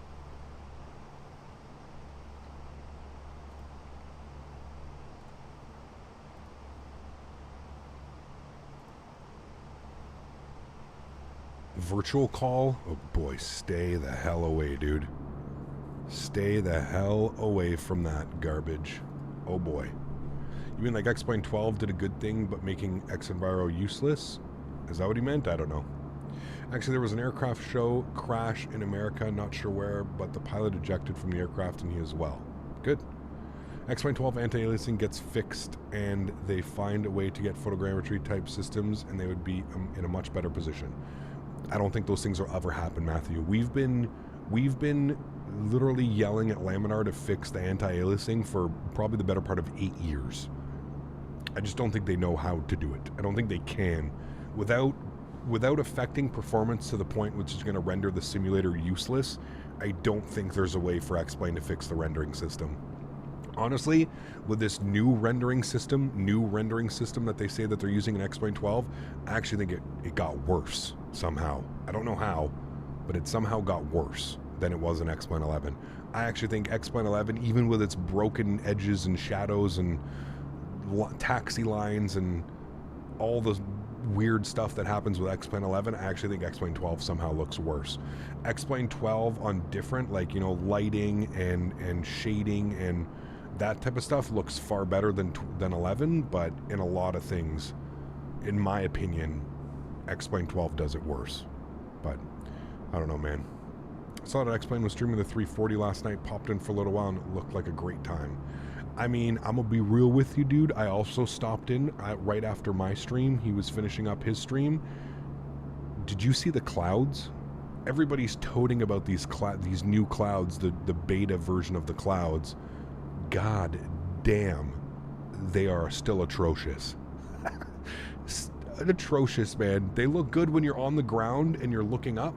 Like when you're on the ground and you're looking up at the clouds in X-Plane 12, sure, they definitely look better than the release version. But like climbing through the clouds, or like being eye level with the clouds, or being above the clouds in X-Plane 12, horrendous. Horrendous. Still absolutely terrible. Changed my mind. Imagine if X-Plane 12 gets a whole world in photogrammetry, that would be life-changing, and they pull that off. They'll never pull that off. They never will. No. X-Plane 11 is still a better sim compared to 12. I know a lot of people that would agree with you. Yeah. Microsoft just created a void. No other sim is on par. I'm hoping with 2024 we really get with the new flight model and the new flight physics and the whole new rendering system that they have, where performance is key, DX12, native support, all that stuff. I just hope that simulator is the true, like, defining moment of, okay, this is truly next gen and this is the way we're doing things, you know? X-Plane 12 graphic depiction on the weather side of things was a lousy attempt to mimic what X-Enviro was doing. Developer may be rough on the edges, different topic, but X-Enviro looks better in my opinion. I mean, listen, dude, everybody's entitled to their opinion, Alu. I'm not here to argue your opinion. I don't feel that way. I don't think X-Enviro looks good in any instance. That's just me. Maybe because I'm used to Microsoft Flight Simulator for the last couple of years, but X-Enviro doesn't look good in X-Plane in my opinion. I think it's kind of like more of the same of whatever X-Plane is trying to do. And to be fair, I don't think X-Plane tried to mimic what X-Enviro was doing. I think X-Plane tried to mimic what Microsoft is doing. It just so happens to be that there's a developer out there that is also making clouds and weather in X-Enviro. I don't think X-Plane tried to mimic anything that X-Enviro was doing. Just throwing my 2 cents out there. Really like the clouds in 12 besides up close, and the worst part is the anti-aliasing in the clouds might be the ugliest thing ever. Yeah, it's atrocious. It's atrocious. There's no way you can sit there and tell me that that's a next-gen simulator, Matthew, and that's where I think everybody kind of gets upset, right? I was thinking of purchasing X-Plane 12 when it came out, but it's not worth my money.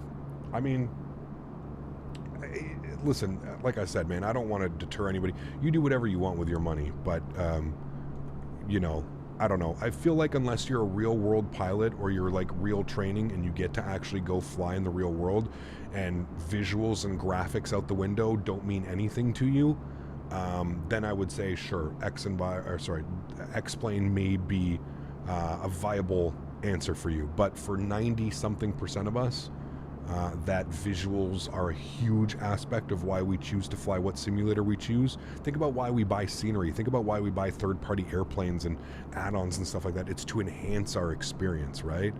So, yeah. The clouds in X-Plane 12 look like they have flat tops. They've been all exactly the same altitude. It looks so bad. It does, yeah. Yeah, it does. It does, Airbus guy. Yeah, it doesn't look good, man. Yeah. Dago, thanks so much, man. Says, Captain, my CPU idle at 54 to 65 Celsius, low fan speed, and it's overclocked to 5 gigahertz. Do you think that's okay? Yeah, if you want lower numbers, just like there's nothing wrong. My fans run at 100% all the time, Diego. My fans are always running at 100%, even at idle, and I usually get idle temperatures of like 35. So it's really up to you, man. It depends. There's nothing wrong with a PC running that way, but. Imagine full interactive clouds with 2024 not being able to see the wing and the wingtips. Who knows, man? Maybe. Been debating X-Plane 12 and Microsoft just gotten so dry lately. Like, we need more planes in Microsoft like X-Plane 11 has. Well, of course, dude, but it takes time, Jordan. It takes time, man. The sim's been out for 3 years. The SDK, the thing that you build it's really only been decent for the last year and a half. Developing these airplanes, these high-quality airplanes, takes years, man. Think about how long. A lot of the developers, you know, were developing for X-Plane 9, X-Plane 10, and then because X-Plane doesn't really change, X-Plane 11 is fine and X-Plane 12 is fine.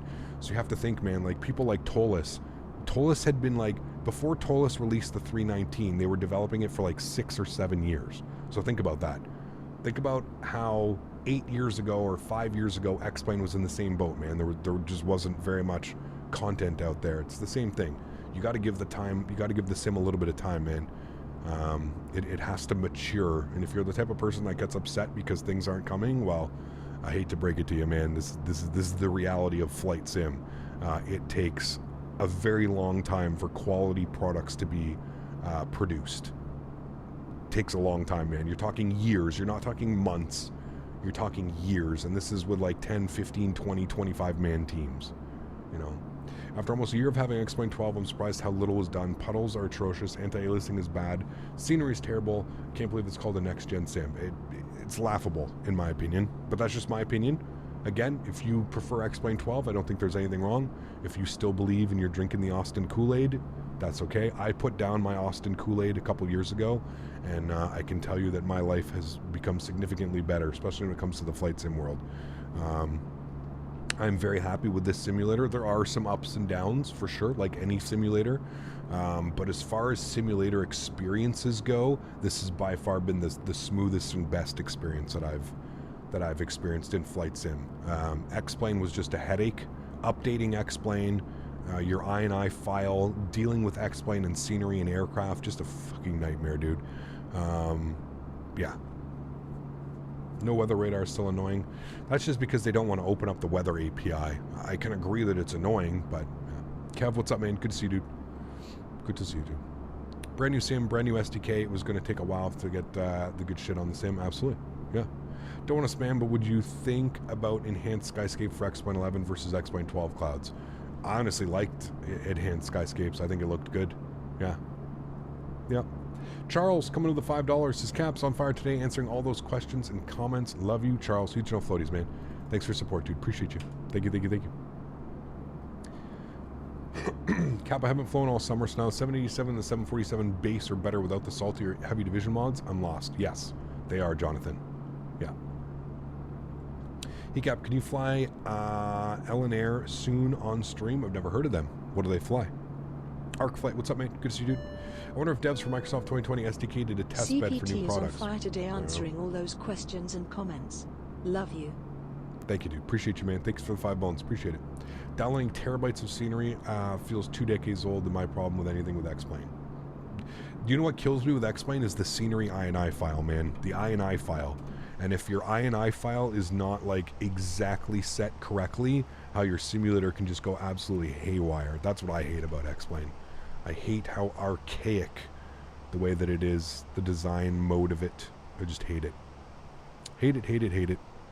Optimum is 3.4, we're at 3.5. Okay, we'll keep it at 3.5 for now then.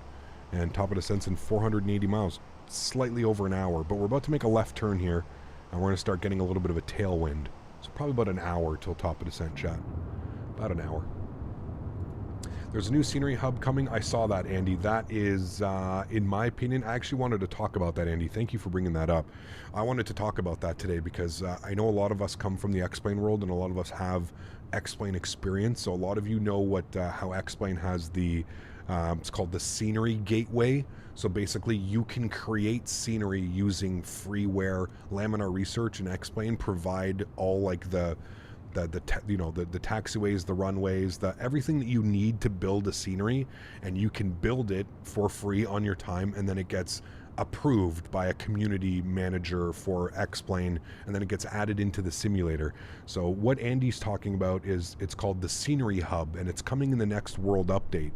And what that is basically you're going to be able to download all of the assets from Microsoft that they provide, that they use for all their handcrafted scenery. So runways, textures, terminal buildings, actual terminal buildings, not condo looking buildings. And you're actually going to be able to create scenery that then gets added into the simulator as default scenery. And it's called Scenery Hub. And I think that is one thing that is really going to start to turn the whole simulator and the whole scenery side of things, right? Because right now my biggest thing about not flying in, like if you don't have a third-party scenery, or if you don't have a freeware, let's say off like flightsim.to or something like that, most of the time the airport you're flying into at the default airport is just not good. So you'd like to think there's probably going to be a ton of airports that people are going to make and stuff like that. So it's exciting. It is really exciting, Andy. I do agree that that's probably the most exciting thing that I've seen as far as like Microsoft development for a while, like coming from the actual sim. So Yeah. Do you think a 350 payware has been baking backstage? I don't think so. I'd love one, but I don't think so. Back from dinner break, anything interesting I've missed? Nope, not much, man. Good conversation today about simulators and other things. That's it. Good thing about X-Plane is the default airports look really good in the taxiways, ATC towers and stuff. That's about to, yeah. And that's where I was saying about Microsoft. All of that is about to come to Microsoft as well, so, yeah. What kind of clouds do you have for X-Plane? Default? I believe so, yeah. Do you think X-Plane 12 will be ready enough to convince you to go back to it, or do you think that Microsoft is more superior? So, no, I'm probably within the next couple of weeks, I probably am going to go back to X-Plane, at least for a couple streams. I really want to fly the Q400, man. I've been, like, craving the Q400. I want to get some prop ops. I've been craving some Q400. So probably within the next couple of weeks. I think next week we're going to be back in the PMDG. Maybe the following week, chat, to be honest with you, because I'm going to have my yoke out, so I can kind of just transition from flying the PMDG to go flying the Q400. So maybe in a couple weeks you'll see me back in X-Plane. But I've really been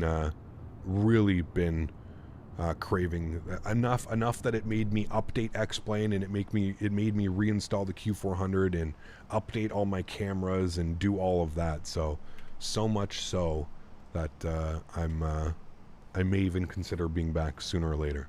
Yeah, there's a 350 in development. It's super early in development, and there was a preview showcase of one coming up. See, I don't pay attention to that, Zachary. That means that it's probably 2 years away. I'm not going to get excited about that. Will you fly Luxair Q400? I don't know. We'll see, man. We shall see. Yeah, will. I mean, under normal circumstances, like I said, if you just listen to what I said, I've been craving the Q400. Like, I really want to fly it. And unfortunately, the only Q400 that we have is an X-Plane. Or the only Q400 that I have is an X-Plane. Yeah. It's another thing that sets Microsoft apart from X-Plane. Microsoft is building the sim for community, while X-Plane doesn't give a shit about the community. Well, X-Plane, I feel like X-Plane's hands are tied because Austin is a real-world pilot, and he develops the sim for his real-world pilot friends and stuff like that. So, I don't know, man. I don't know. Yeah. I don't need to use auto ortho, dude. I got ortho all around the world, man. All around the world in X-Plane. I didn't stop using X-Plane because of ortho. I can't stress that enough. I literally have 7.5 terabytes of ortho for X-Plane. It still works. The same ortho that I had for X-Plane 11 works with X-Plane 12. Chat says auto ortho is better. No, I've done lots of reviews on it, and I've actually spoke to multiple people that do use auto ortho. For the most part, it's decent. If you don't have ortho imagery around the world, it can do the trick. But there are also a lot of bugs, and there are a lot of drawbacks of using auto ortho. Performance being key is it's not performance friendly. It can really interrupt the simulator. It can cause a lot of hiccups and crashes and other things as well. So our good friend Q8 Pilot did a big review of auto ortho. Suggest going over there and watching it before you. Yeah. Not for me, man. I don't need it. Like I said, I don't need it. I have ortho for everywhere around the world that I would want to fly to. Remember, I literally used X-Plane and ortho for like 6 years. I've the amount of tiles that I've created. What do I have? Actually, what do I have? I think we can actually check on that. This PC, I know I have over 2,000 ortho tiles. What do we got here? How many tiles? Orthos. All right. Is there a way to check? Is there a way that I can? Oh yes, I can. Properties. Let's see how many. All right. Let's see how many folders we have. Chat. It's calculating it. We're going to see how many tiles I have for ortho. It's going to take forever to calculate it because it's calculating. It's only done at 200 gigs and we're already up to 1,100 folders. There's going to be so many, dude. Who is this? Alsace. Who is Alsace, chat? This is Swiss Radar. We're over Switzerland right now? The hell? Where the hell are we? Oh, I guess... Wait. I guess here? The corner of it? I don't know. Anyways, we'll give him a call.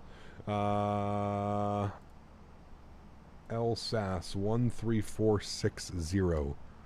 13460. Is X-Plane's ortho based on satellite imagery? Well, yeah, of course. You download it ortho for XP. Yes, it's all based on satellite.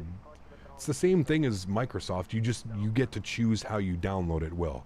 So you can do zoom level 15, 16, 17, 18, 19. Higher the zoom level, the better the ortho looks. So.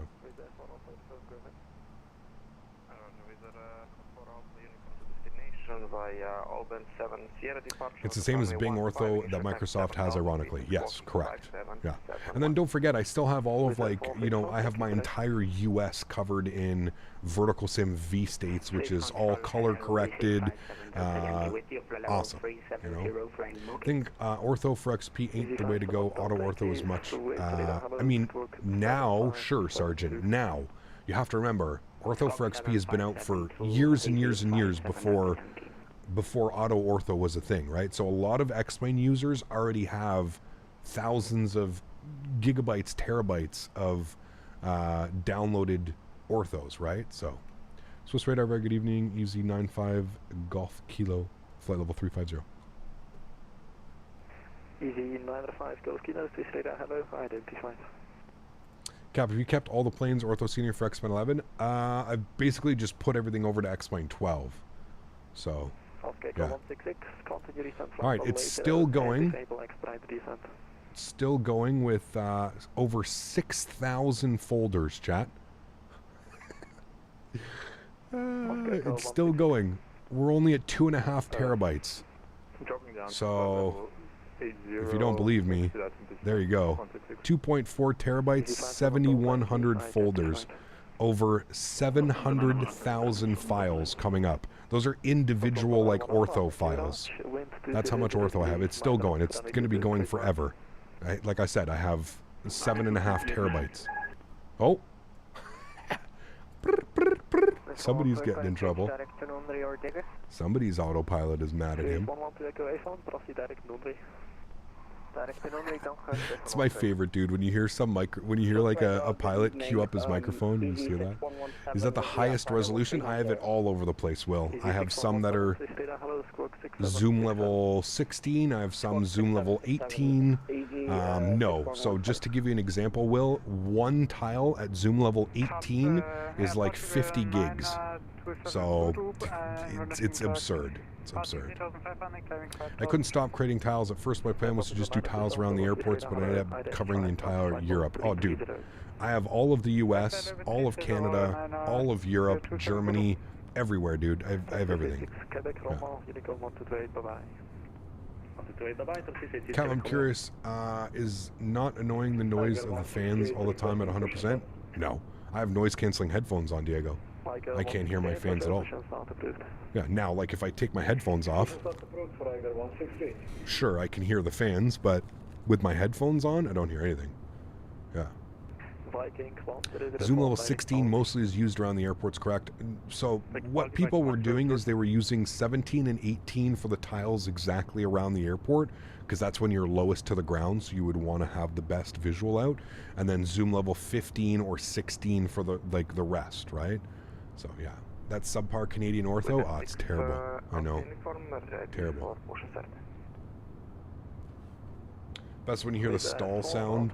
The guy's reading back the switch for departure after takeoff. Are the tiles free for ortho for XP? Yes.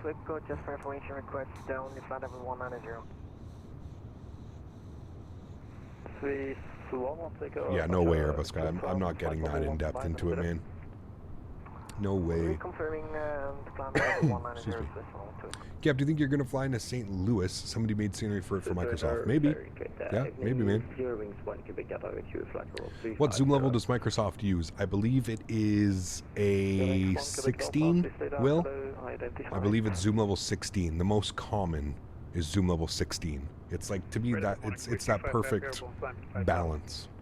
Right. The thing that sucks though, Will, is even in X-Plane with the ortho, you don't get the houses, right? So like you have the ortho imagery, and then you have these stupid X-Plane weird looking houses that just scatter around the city. So the ortho in X-Plane looks really good when you're at cruise altitude and you're looking down, but when you get closer to the ground and you actually see that instead of like that nice building that's modeled in the ortho, it's just some weird model that's, you know, from X-Plane. So no, there's no Black Shark AI. There's nothing like that, dude.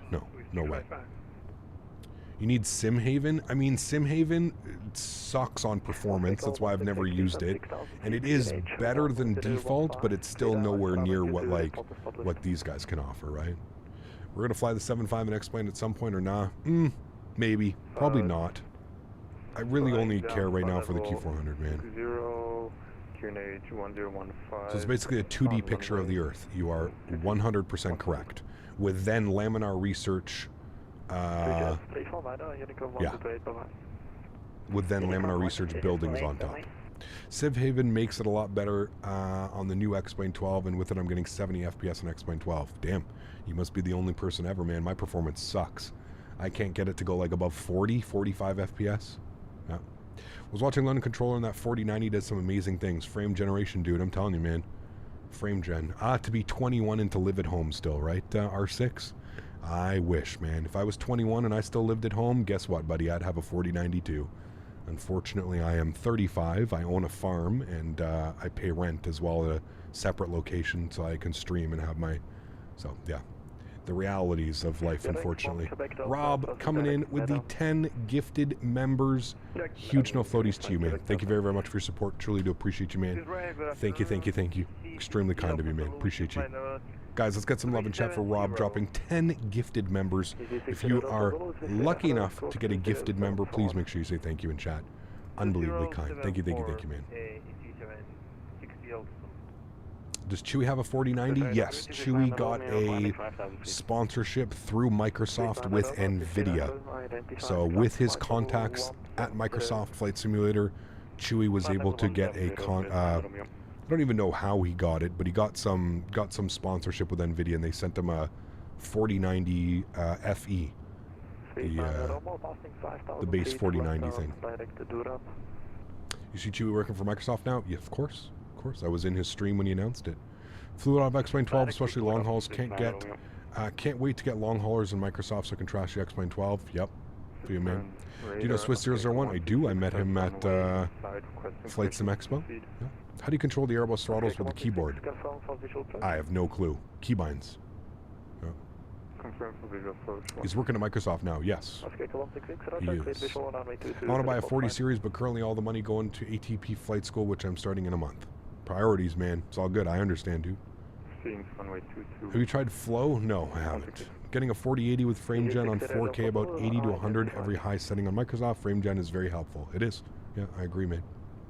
So would you just be going back to X-Plane for the Q400 and then back to Microsoft to start streaming both? It probably won't stream both, College Dude. I mean, maybe, dude. Who knows, man? Maybe I go back into X-Plane 12 and I go, you know what, man? Visuals are nothing. I'm in love with the simulator again. Very highly doubtful, but I just want to fly the Q400, man. That's literally it. It's literally it. And it was either I already have the Q400 in X-Plane, or it was buy P3D to buy the Majestic Q400, and I'm not going down that road, so.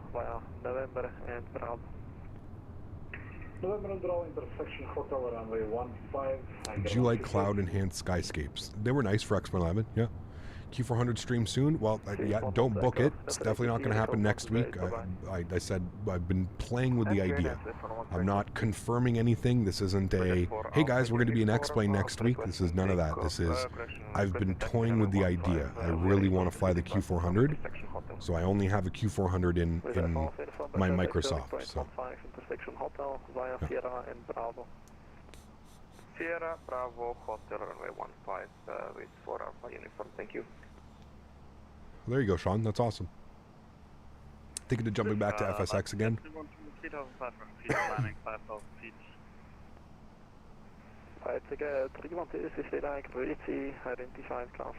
What's surprising is that you have more followers than Chewy.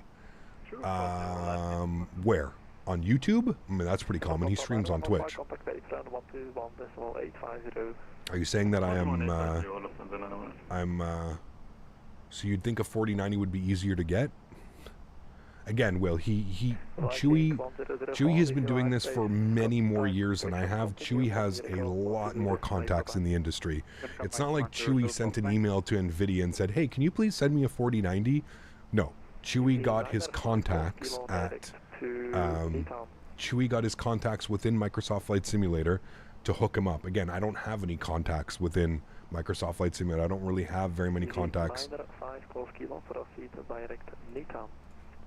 Proceed direct NITAM for Easy 95 Golf Kilo. So yeah, may I ask why you wear sunglasses? Same reason I'm wearing a fake pilot shirt. Yeah. If P3D, X-Plane 12, and Microsoft all collaborate to make a sim would be the best parts of each stream, would be best thing ever, however, will never come. Nope. It won't. I have a feeling when you do stream X-Plane that there will be a lot of fights in chat, for sure. Yeah, we may have to turn chat off when I do my first stream back in, man. Holy. 347 chat, about 40 minutes till top of descent. When did he start streaming? I don't know, dude, years before me, man. I used to watch him before I even started streaming, Will. Before I had 1 subscriber on YouTube, I used to watch Chewy. Used to watch Chewy, Cat Strader, Jeff Faviano, and Bellens, Matt Davies. Those were the 4 streamers that I used to watch all the time. Especially when I was home every day after the welding company that I was working with closed their doors. When I was home every day. Yeah. Just do members only X-Plane stream. With the amount of gifted members people have in here too, it'll just be crazy, man. Take the sunglasses off. You've never seen them without them. You got to pay for that, man. That's like an OnlyFans type of deal, dude. I don't do that shit for free, my man. You want to see me without my sunglasses? That's like me getting naked on camera. I don't get why people fight over trivial things like that. I don't know. Well, because everybody wants to feel like their opinion is voiced and that they're, you know, they're justifying their purchases and stuff, you know? Do you remember the Cessna 154 YouTube channel? You used to watch him in the FSX days? Nope, I don't. Yassine, what's up, man? Good to see you, dude. ECAP just got home, haven't been in streams, and wondered what sensitivity you're now using with the stick. Saw Fenix recommended -30. That is exactly what I'm using, Oliver. Yep. When did you start streaming? 5 years ago? 5, 6 years ago? Runway 15, clear for takeoff, I got 168.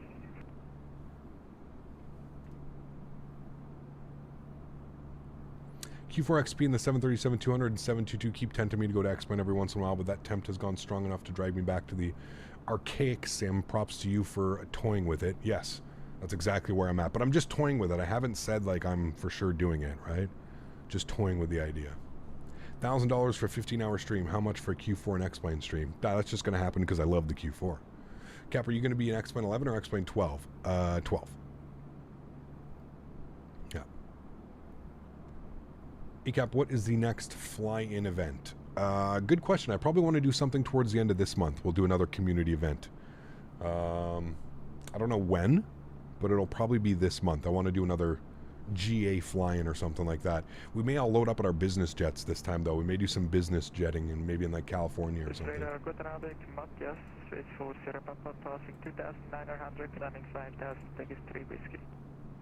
Worked in photojournalism, created connections in LinkedIn and manufacturers that provided to be invaluable. Don't be afraid to reach out. There you go. I mean, I have, Brett. I've reached out. I applied to get an NVIDIA. They have, if you go to the NVIDIA website, they have like a thing that you can apply for to become like one of their like content partners or whatever. I applied for that. Never heard back from them. I've sent numerous emails out to you know, Jeff Faviano, great guy, also really tried to help me get in with Jetline Systems, who also create PCs to get like a sponsorship with Jetline. Again, have sent multiple emails, never heard back from Jetline Systems, so clearly not interested in working with the channel and the brand. When we went to this expo, I ended up having a great chat with two potential companies. Both have led to conversations outside of the expo. One of the companies looks really promising, but I haven't really heard back from them. It's been a good like 3 weeks since I've heard back from them. We had great communication. They were kind of setting up a thing, so they were super busy. Said he was going to talk to the CEO, make sure that he was okay with the whole sponsoring thing, and they were going to come up with a game plan, and that was 3 weeks ago, and I haven't heard back from them yet. So I may send him an email this week and just kind of touch base and see how things are going if he's had a chance to speak. I also don't want to seem like that person that's like way too, you know, hey man, come send me a free computer now, please, thank you. You know, so, yeah. The Rome MK Studios, sorry for not precising, what's that? I might have missed the first one. Hey Cap, do you think MK Studios is worth it? It is beautiful scenery if you like Rome, yeah. Is a Q4 XP worth the $90? That's a tough call, man. If you like the Q400, yes. If you've never flown the Q400, you're on the fence about a Q400, that's a steep price tag. Unfortunately, every airplane that you want to buy in X-Plane is going to be a steep price tag. Yeah. I spoke with Jetlines, and they said they want to focus on real work pilots, which is BS. Listen, I don't want to, like, I can agree with you, Gavin. I think it's absolute BS as well. I agree. I think it's absolutely silly. These guys sent, I don't know if you remember, sorry, Easy 95 Golf Hotel, go ahead. Easy 95 Golf Kilo, contact yourself, 135.550. 135550 for Easy 95 Golf Kilo. Thanks for ATC. Yeah. These guys sponsored, Jetline Systems sponsored Stevo 1 Knievo. We all know Stevo 1 Knievo, right? TBM 9, whatever, I forget the TBM. This guy made one video with the Jetline Systems PC.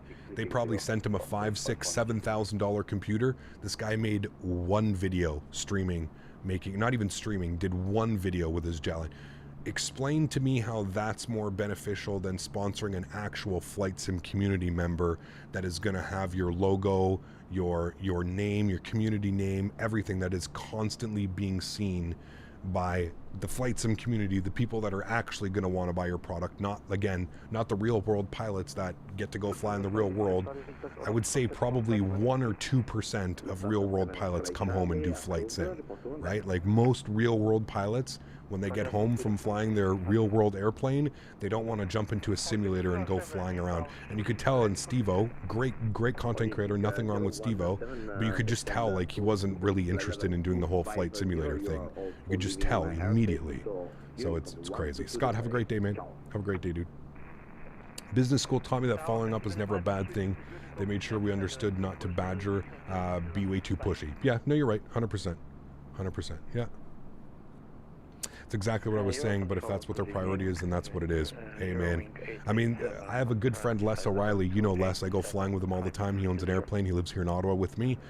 Les is really good friends with the owner of Jetline Systems, and he actually introduced me to him again at this last expo. I gave him my business card. I chatted with him for a couple minutes, let him know I was super interested, would love to help build a brand and, you know, support their company and bring awareness to Jetline Systems, because not a lot of people know about them. And again, never heard back from them. And this was at the most recent expo. So, hey man, you can lead a horse to water, you can't make it drink, right, chat? That's the most common. What are we doing here? 13565. Who is this again? 135. Wait, who are we? 13555. 13555 is Euro Control. Interesting. I mean, it's understandable if you do the work, regardless how much you are passionate about it. There's still limited how much you want to do on a day off. Yeah, for sure, man. Yep. Access 66 Romeo Papa, there's no further ATC at the moment for you, so monitor unit 122.8. Ciao. Maybe they feel that they got burned, thus they're a little bit scared to do it again. Well, no, and again, I'm not. There's a guy that came onto my stream. He is a what's his name? Really nice guy. He won the landing. Wrong side simulation. Now, again, I'm not talking about numbers. The guy has like 2,000, 2,500 subscribers, I think, like that. He got sponsored by Jetline Systems. Do you know why? Because he works a real life airline job. So I don't agree with, like, they're like, oh, well, they got burned and they did this or they did that, right? If they're sponsoring somebody that has literally a 40th of the amount of subscribers that other channels have, I would tend to agree that they don't care about subscriber count. They're literally only there for people because they work in the real world aviation. So I don't know, man. I don't know. How do you preset camera views? Google or YouTube, ISO mentality. That'll help you a lot better, man. That was to support your statement. Why give stuff to real pilots rather than streamers? Well, and let's also point this out here, Severi. If anybody's going to be able to afford a $5,000, $6,000, $7,000 PC, guess who it is going to be? Real world pilots. Guess who most of the time, you know, smaller streamers and stuff can't really afford to spend $5,000, $6,000, $7,000 on PCs, right? Every year or two, every time new specs come out. So it does seem kind of backwards. I totally agree. It does feel like it's a backwards situation where it's like they're kind of just maybe they're all real pilots and stuff. I don't know, man. I don't know, dude. Hey, Cap, I can either get the honeycomb throttle or the Airbus officer pack. What's better? I already have the Boeing yoke. I can either get the honeycomb throttle or the Airbus officer pack. Get the Airbus officer pack, man. If you already have the yoke, get the Airbus side of things for when you fly Airbus. Yeah. 100%. Euro Control, very good evening. Easy 95 Golf Kilo, flight level 350. I 100%, Gavin. Hey, listen, dude. But you know what, Gavin? Maybe they know something that we don't know, dude. Maybe we need to start our own computer building company. I don't know, man. I don't know, dude. Apparently, we need to have our arrival in here. Euro Control. Hello, identified from present position. Fly direct L cap. I have no clue if that was for me. Sorry, was that for Easy 95 Golf Kilo? Affirm. Okay, sorry, can you repeat that? I got to turn you up here a second. Easy 95 Golf Kilo, Euro Control Hello, identified from present position, fly direct L cap, Echo Lima Kilo Alpha Papa. All right, from present position, direct Echo Lima. Sorry, can you repeat that one more time? Affirm. Echo Lima Kilo Alpha Papa. Proceed direct L cap. Thank you for Easy 95 Golf Kilo. Okay. We're gonna go to L cap. Insert. Actually, shouldn't have done that. I'm gonna clear that. I'm gonna go direct L cap. Identified from present position, fly direct Insert. Golas. Okay. Sending us direct L cap, and then from there, is there any ATC online? Lurf, I don't see. What are they doing in the real world, chat? Winds are 25, but I've heard that they don't land runway 25. I think for Rome, it's a little bit weird what they do for the stuff. So let's have a look. I didn't realize we needed to set up. Yeah, so they're landing 16 left. You can see here they've got aircraft coming in here on 16 left. So that's what we're going to plan. So we're going to go Lurf. We're going to go to arrivals. We're going to plan 16 left. Let's open up the arrivals. Probably going to be on the Zibble. What do they want us to be on? Was it the Zibble? No, the Elka 3 Bravo arrival. Elka 3 Bravo. And then we go down like this, all like that for 16 left. Okay. Go to Lurf, go to approaches. We're going to go ILS. We'll find one nice one here. Guess we'll just do the ILS X-ray, 16 left, via the Elka 3 Bravo.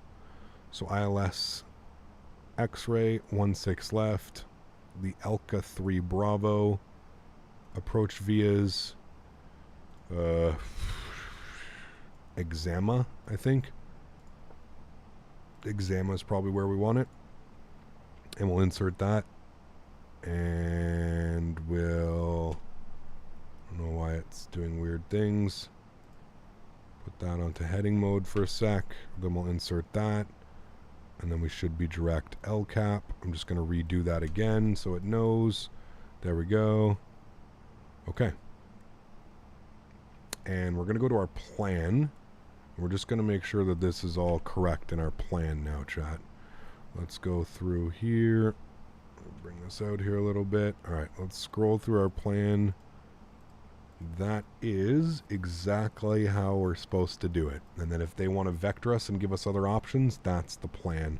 Okay, now, what the hell were the... Can close that. We don't need that. What were the winds? LCAP is one of your waypoints. You can just click on it. Well, it is now. It wasn't before, Will, because I didn't have the arrival in. It's part of the arrival, so... I'd love to start a computer building company. Only problem is there are a lot of small pre-built computer building companies to compete with already. Absolutely. 100%. Yeah. Currently crying. You broke your throttle and my rudder pedals connect to my throttle to work. So I have to use my Thrustmaster stick for everything. Well, hopefully you can figure out what's broken.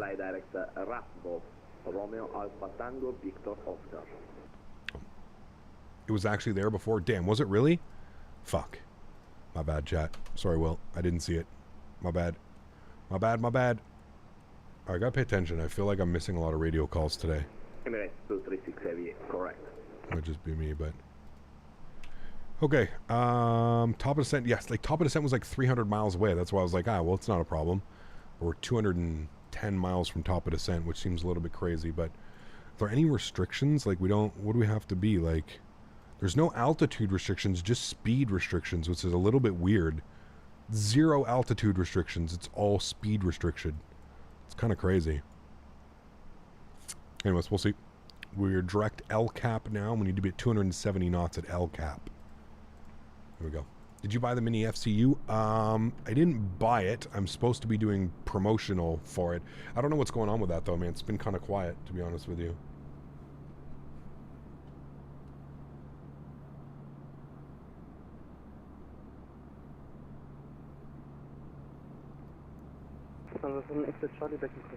IRL, they do flight level 10 at Glob. We'll wait and see what he wants to do. What do I have in here?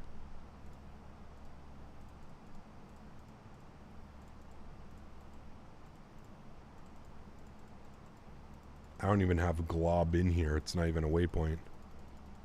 Unless I... You mean GoPol?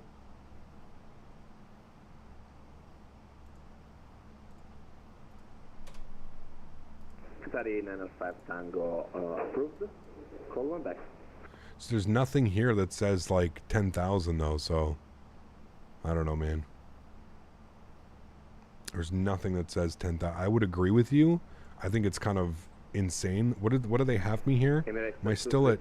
I'm still at 34,000 feet at GoPol, which seems a little bit weird, to be honest with you. I would agree with you that that is odd, but there's nothing that says like altitude. Affirm. You can leave your cockpit. Call one back. It says MAH flight level 190 for Zibble, but we're not there.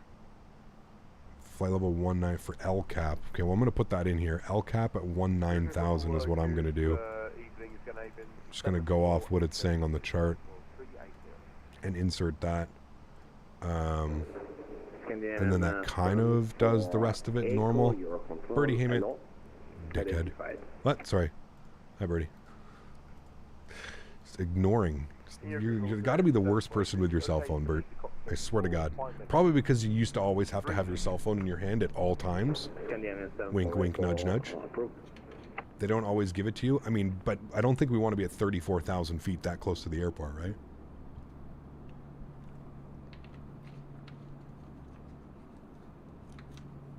You got to normally ask Eurocontrol for descent. Yeah, we'll let them know.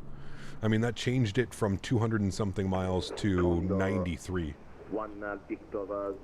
Now we're 93 miles away instead of 200 or 193. Excuse me. How much is a mini FCU? If you got in when it was at a decent price, I think that it was like $100 or something like that. I'm not even quite sure. I think it was about $100 if you got in like to the early. Got in early. That's how much they were charging.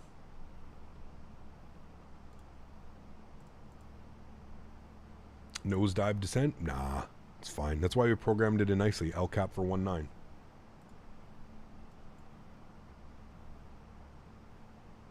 See, this is saying 6,000 at GoPol. I don't think we're going to do that.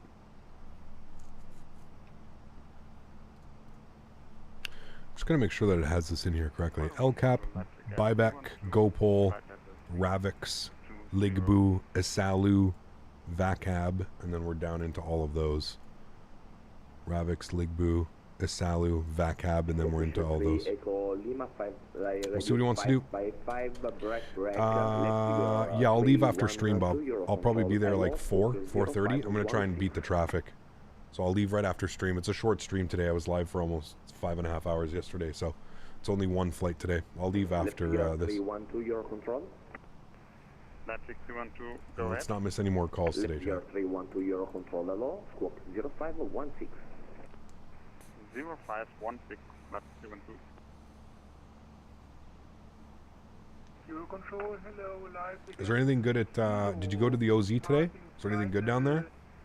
290 I may have to stop and get something later. Inbound RBD. Let's go to What do you want to do for dinner tonight?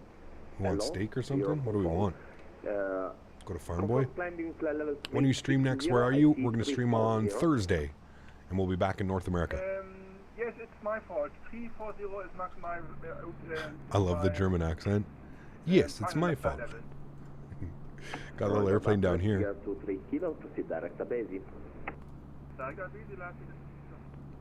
Chat, why you take off? Let's figure 312 identified. We almost need to make that an emoji. Direct to Peva, Leipzig,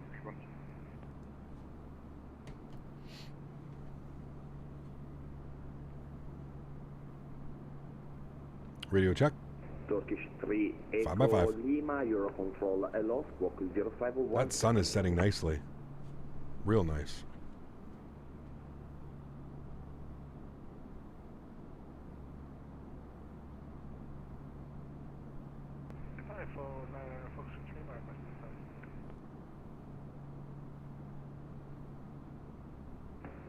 Alpine 49 Foxtrot Romeo, descent level 250, report passing 270. Descent 250, Quebec, 270, Alpine 49 Foxtrot Romeo.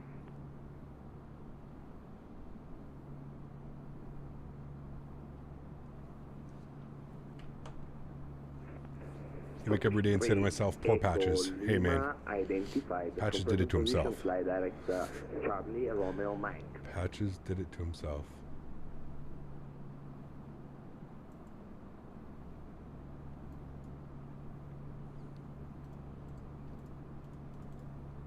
I said like 18 times before. You had to be a member and subscribed. What is his airspace? Interested to see what his airspace is. Fantastic. W2.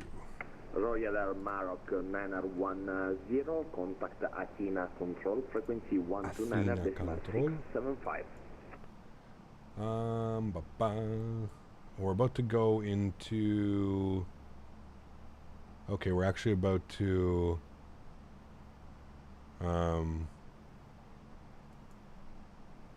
we're actually about to go over... I think we have full ATC on the way in, chat. Royal Air 910, Eurocontrol. I think we're going to have full ATC in. Boeing TCA pack giveaway? Yeah, he did. Just realized that I have 2 throttle quadrants on the 380 when it drops. Yeah, there you go. You're perfect. You're set. Was it a Microsoft giveaway or a scenery? Nah, dude. It was a Boeing TCA pack. This man fucked up, dude. It's a $700 value. This man really fucked up. Yeah, $700 worth of free hardware from Thrustmaster. I literally said for like an hour before the giveaway, I'm like, guys, if you want to win the giveaway, you have to be subscribed to the channel and you had to have liked the video. And that wasn't even like that was like literally Thrustmaster's rules. They were just like, hey, we don't mind supporting you and giving this away, but we want people to be like actually subscribed to your channel, and like we want people that can win the giveaway, we want them to support you. And I was just like, okay, no problem. And yeah, for like an hour before the giveaway, I was like, please guys, please, like I don't want to pick a winner and the winner not be subscribed or not have liked the video. And I was just like, if you do want to win this and you have entered the giveaway, and I even told people, I was like, listen, I don't even care if you want to unsubscribe right after. You know what I mean? If you don't, your name doesn't get chosen and you're only here because you're following the rules and you want to unsubscribe from the channel afterwards, by all means. But I was like, for the sake of winning the giveaway, you need to be subscribed to the channel and you have to have liked today's video.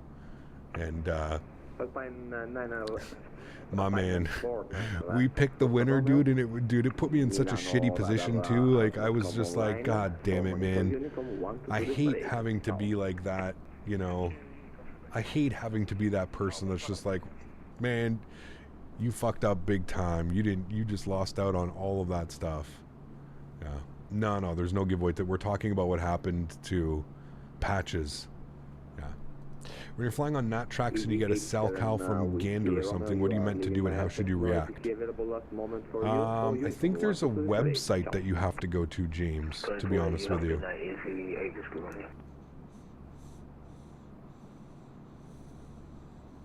When did this happen? When the Boeing yoke released. So it was probably a couple years ago. 2 years ago or something like that. Oh, I felt bad, man. I felt bad. Yeah. Hello, identified.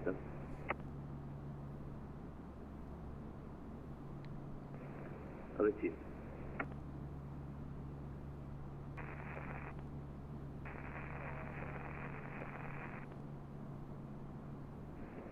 Royal 910, radio is 555. Contact Athena control frequency 129.decimal. Should I worry if my ND map partly displayed? If so, what do I do? What do you mean? It's only showing like half of your map? Weird. Weird. 33 miles from descent. Let's pull up the most recent weather, shall we?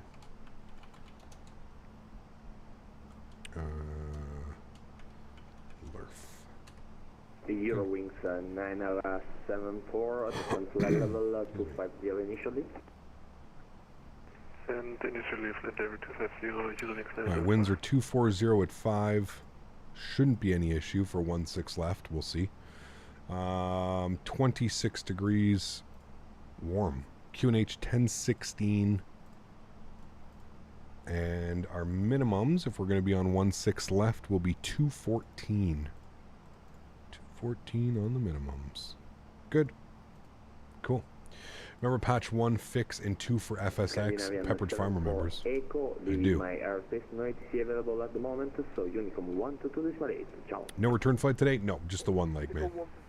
Just the one leg today. Remember that one stream where you're accused of being a scammer because you asked for an email for a scenery giveaway? Oh, yeah, dude.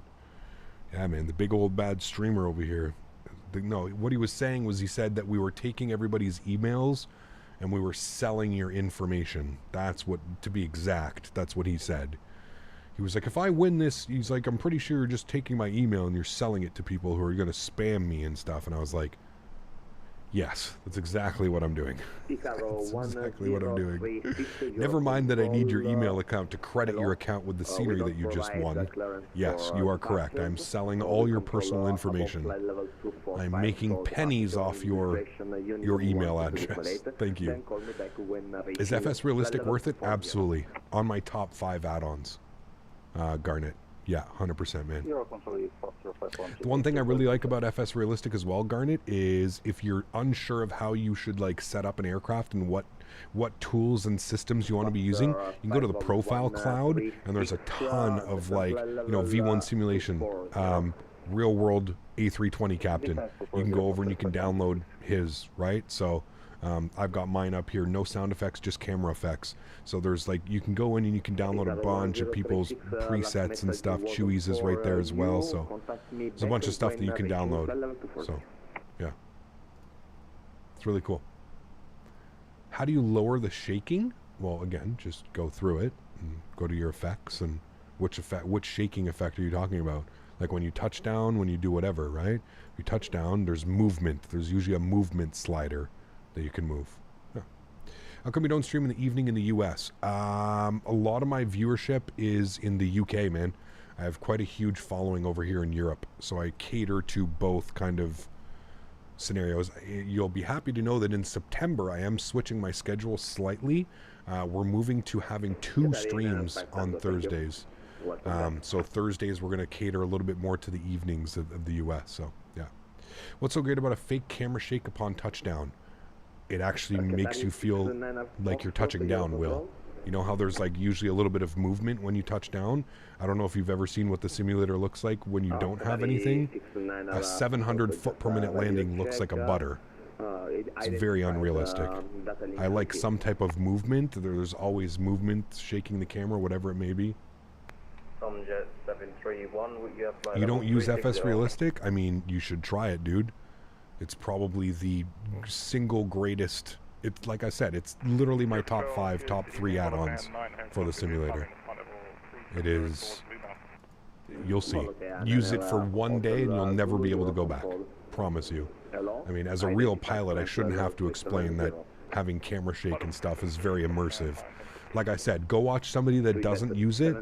For example, V1 simulation. Go watch a V1 sim stream. He'll land at 300, 400, 500 feet per minute, and it looks like a damn butter every single time. You'll see his little landing pop out and say like 300, and you'll be like, wait, what? That looked like an absolute butter. So, yeah. It's also telling me to decel, so I gotta say it. It's called immersion. Oh. Your control, easy 95 Golf Kilo, looking for descent, please.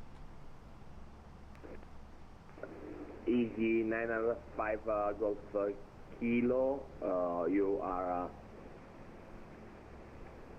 the descent level 250, report passing 270. Alright, we'll descend 250, report passing 270, easy 95 Golf Kilo.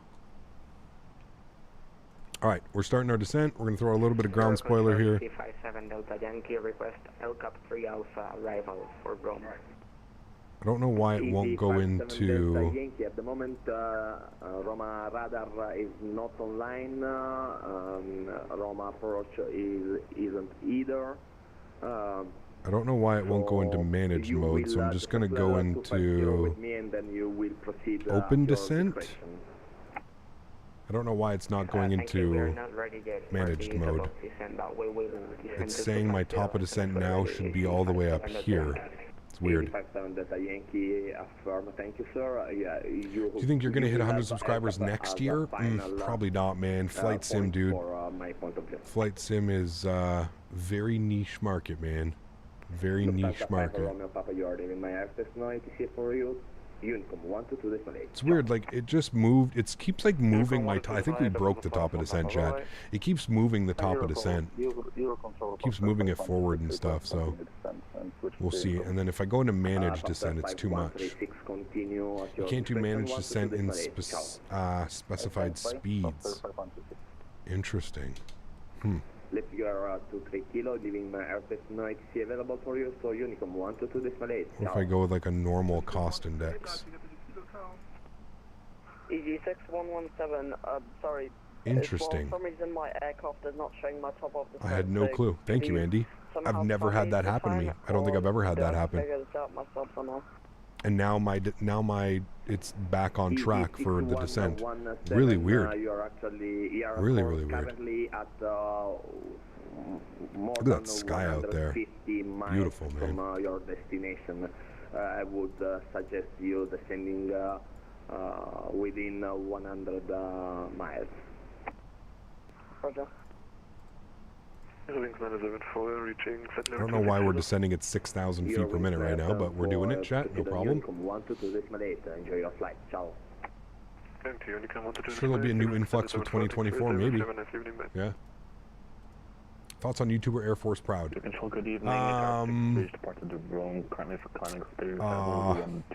I don't know. Weird. I like his videos, Will. I like his videos. I think he's a great guy. I don't have anything against him, but I don't think his videos are necessarily good for the flight sim community. I would kind of consider his videos almost like troll-like, and just I feel like it oozes like trolling, and like kind of like I think that's kind of the problem you see with people. Nero Control Easy 95 Golf Kilo passing flight level 250. 600 heavy, it wasn't for you. Like Swiss 001? Yeah, kind of. You know, I think like again, it's not necessarily. I think a lot of like the trolling and a lot of the stuff that you see like happen on the VATSIM networks, people like attribute that, and like they're kind of like, well, you know, these guys are doing it on their videos and stuff. Like, I don't know. Euro Control Easy 95 Golf Kilo flight level 240. Easy 95 Golf Kilo no 4 ATC, Unicom 122 decimal 8. Ciao. Unicom, ciao. But yeah, like I said, listen, dude, I watched some of Air Force Proud's content and stuff. I don't have anything against the guy. I just don't necessarily think the content is a help for a lot of the community that wants to like take like the flight sim stuff like a little bit more serious and stuff like that. I think it's actually, I think like I said, I think it promotes a little bit of the trolling sometimes. I think that's why you see an influx in trolling on networks like Pilot Edge, VatSim, whatever it may be, just because there's, like I said, more kids watch those types of videos and they go, oh, haha, I'm gonna go, you know, spawn my airplane on Captain Canada when he's on the runway and spin my airplane around just like I saw in an Air Force Proud video. And now, are there, you know, I also think that it's the completely different spectrum of the scale of like what's possible in flight sim and what's possible in content creation. I do enjoy his videos, like I mentioned. I do think they're funny. I enjoy watching his ATC videos, especially back in the day and stuff like that. But at the same point, I also feel like it does promote a little bit of the trolling behavior, you know? And the same as Swiss, right? The exact same thing. Like, I don't think they're bad people. I don't know if they thought that this was the outcome of what the content that they would be creating. Doesn't make them bad people or something like that, but yeah. Do you think most of his viewers are kids? I would tend to agree with that, Will. Yes, I think for a majority of the, you know, the yeah, I would think so. Yeah. Swiss 01 viewers and Air Force Proud viewers are probably a little bit geared towards the younger, you know, the younger crew. Not that there's anything wrong with that, but I would definitely say when you make videos that are specifically made to like troll or whatever, I would say that yes, those are probably geared towards younger people, you know. Ecop started watching the beginning of COVID in 2020. Love the content, keep it up. Thanks, man, appreciate you, dude. And then on the contrary, I just want to point this out as well. Listen, dude, there's people that probably come in here and watch me and go, how the fuck can this guy do this week after week, flying these real world ops, flying the same airplane, same blah blah blah blah blah, right? So I completely understand that there's a plethora of content and there's a wide range of the content that you can create within any game, within any genre. So please don't mistake what I'm saying with me hating on a YouTuber or anything like that, because that's not it at all. I've already mentioned I have nothing but respect for everybody in this community that does this, and not only in this community, any content creator, because I know how difficult it can be sometimes. What I'm saying is, I'm just saying I think that videos and content creators like Swiss and Air Force Proud and all these other trolling type videos, it definitely does not, you know, I think that's where a lot of people get the idea from. Do you know what I mean? I think that's where a lot of people get like the, oh, I'm going to go troll this guy on VatSim because I saw my favorite YouTuber do that on, you know, there's a big difference between being on the Microsoft servers and like fucking around and doing whatever you want than to being on VatSim where people are actually trying to experience a more richer, if you will, a more full flight sim experience, right? So, yeah.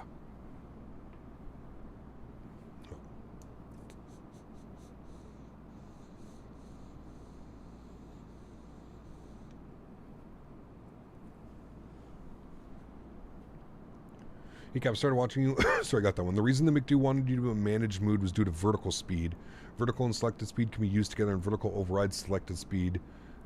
Use speed brakes to increase descent. Well, I think what it was actually, Critique, I think it's because I had my cost index so low that when I was starting the descent, it was actually trying to get me below, because we're at flight level 350, it was actually putting me into like a stall speed, because it wanted me to descend at 240 knots at a cost index of 8.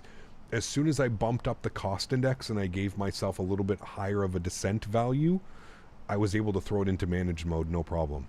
So I think that had something to do with it. I think it was just being a little bit weird.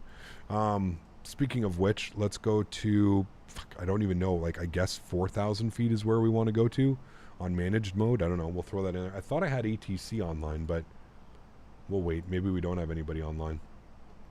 Oh, it looks like a lot of people just logged off. Okay, that would probably be why. Looks like a lot of people logged off.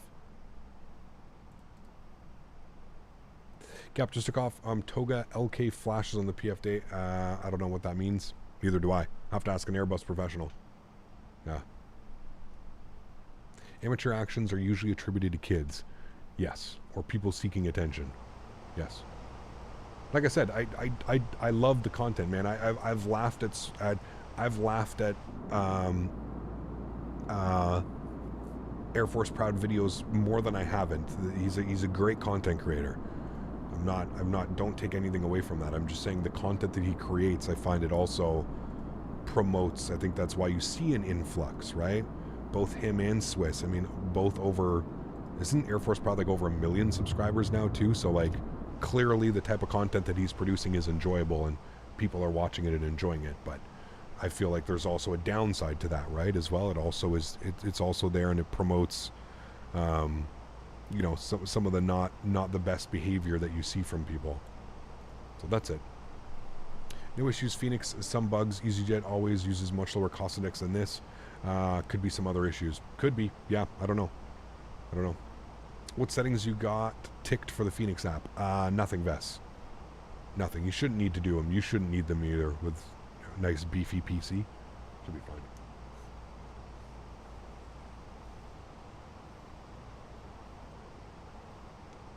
Absolutely will. Absolutely. But again, at the same point, double-edged sword, right? You have 2 million subscribers combined, and you're, you know, the videos that do best and the videos that are constantly being circulated and promoted are videos of you trolling, are videos of you trying to give ATC with people farting, burping, screaming, racial slurs on the microphones and stuff like that, right? Not really the type of content that you really want to be promoting. Yeah, you understand what I'm saying, right? Like, but at the same point, clearly, I don't think that they would be. They probably wouldn't have $2 million.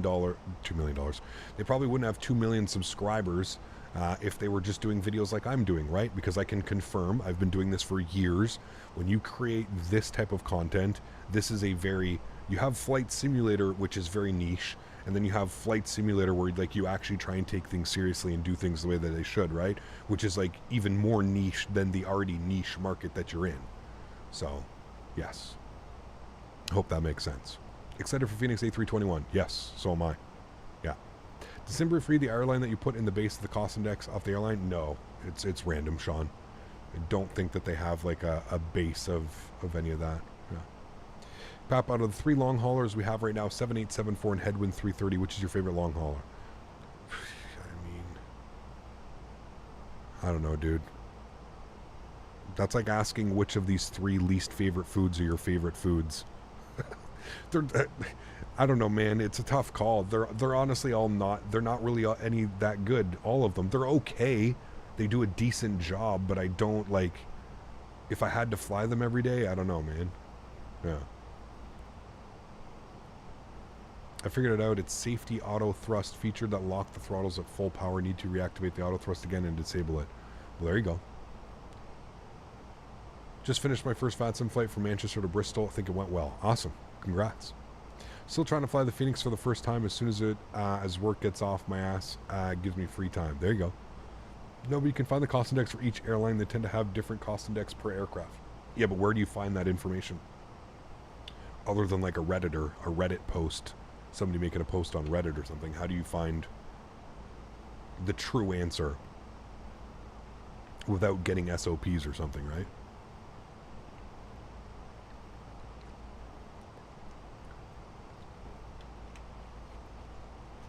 Chat, would you be mad if I just go into managed speed and we land 1.6 right? Oops, not managed speed. If we go to open descent. Because that's what I'm thinking right now. Because I don't want to have to fly all this, to be honest.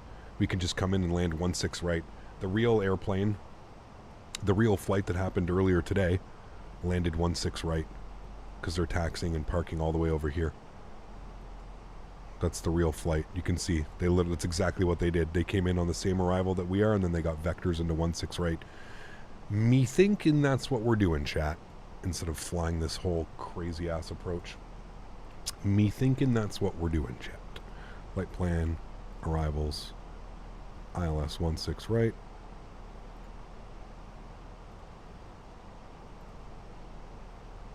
Insert.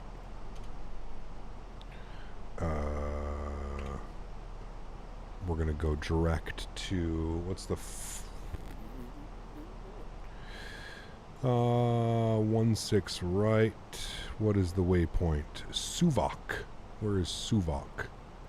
Do we have Suvok? I should have Suvok. I don't have Suvok. Let's go direct to Suvok, and then we'll worry it out from there. Direct. Suvok. VOK. Insert. Good. Now we are direct to Suvok, and then we will...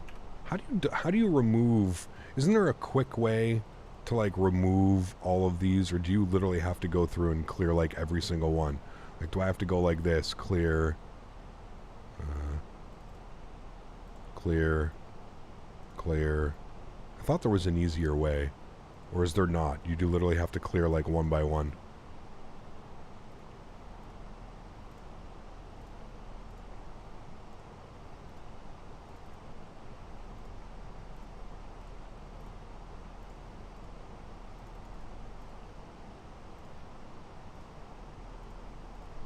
Okay. Anyways, we've got it figured out.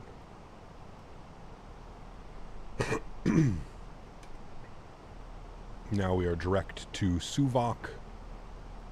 I'm gonna go speed 240. Good. Ground spoilers out. 10,000 feet. Landing lights on. I'm gonna turn a little bit of landing lights on. I didn't think we were gonna be landing at nighttime though. This is interesting. I didn't think we were gonna be getting one. Why do you want to clear it? Because we don't need it. Just go direct to the waypoint you want and it should clear the rest. Yeah, but I had Suvok and I put in Suvok. That's why. So I wanted everything after Suvok because I went direct Suvok. Yeah. easyJet pilot was a plane spotting channel said that they fly with a cost index of 0 usually. Basically absolutely anything to reduce fuel burn. That's crazy. That is crazy. Alright, we're going to go to manage descent now. I feel like we're descending a little bit too quickly. We've got an aircraft out about 10 miles in front of us is where he is. So we should be fine. It looks like he's doing the exact same thing that I'm doing. So smart thinking right there. Would you recommend to someone new to flight sim to wait for 2024 or get 2020? Well... Yeah, that's me. Yeah, that's me. Nice. 2020 will be receiving updates for the next... plenty of years to come. It just depends if you want to spend money on a different simulator. You know, do you want to buy this simulator for $70, $60, $50, whatever it is now, and then in probably about a year from now have to buy another full simulator? I don't know. That's up to you. I can't tell you how to spend your money that way, but I think it would be beneficial to get involved with Microsoft 2020 and then when it's ready, get 2024. I don't know if 2024 immediately is going to be good off the bat. Who knows? It may have some issues. You may have to wait 6 months. I don't know, man. Yeah. Flight model so far reminds me of the fly-by-wire A320NX. I guess I just have to get used to it. Yeah. Yeah. Maybe that's a feature of the McDo direct enter. A waypoint's not exactly in the route when it comes to clear the rest. Yeah, I'm not quite sure. Yeah. Your 4090 is ready to pick up at Best Buy. Can't wait to install this puppy. Damn, jealous. Lucky you, man. Enjoy it, dude. Enjoy it. Make sure you read how to do like the frame generation and stuff like that. That's badass, man. Enjoy, my amigo. Do you think 2024 will be more demanding to run? I hope it's going to be better optimized. I don't know about more demanding, but I definitely want it to be better optimized. That's for sure. We have to put in a new minimum because we are landing on 16 right now. 207. Actually, no, we're C. 210. 210. Throw that into our barrow. Beautiful. Cool. Don't 4090s explode? No. No.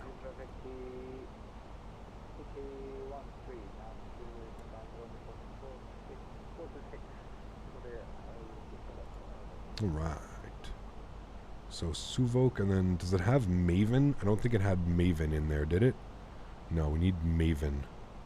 Is it with an E or an I? With an E. Maven.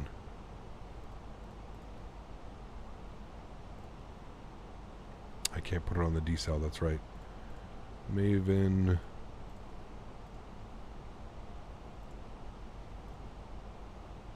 Insert. Good. Okay, beautiful. Now we're actually set up, chat. Now we're set up properly. How do you know,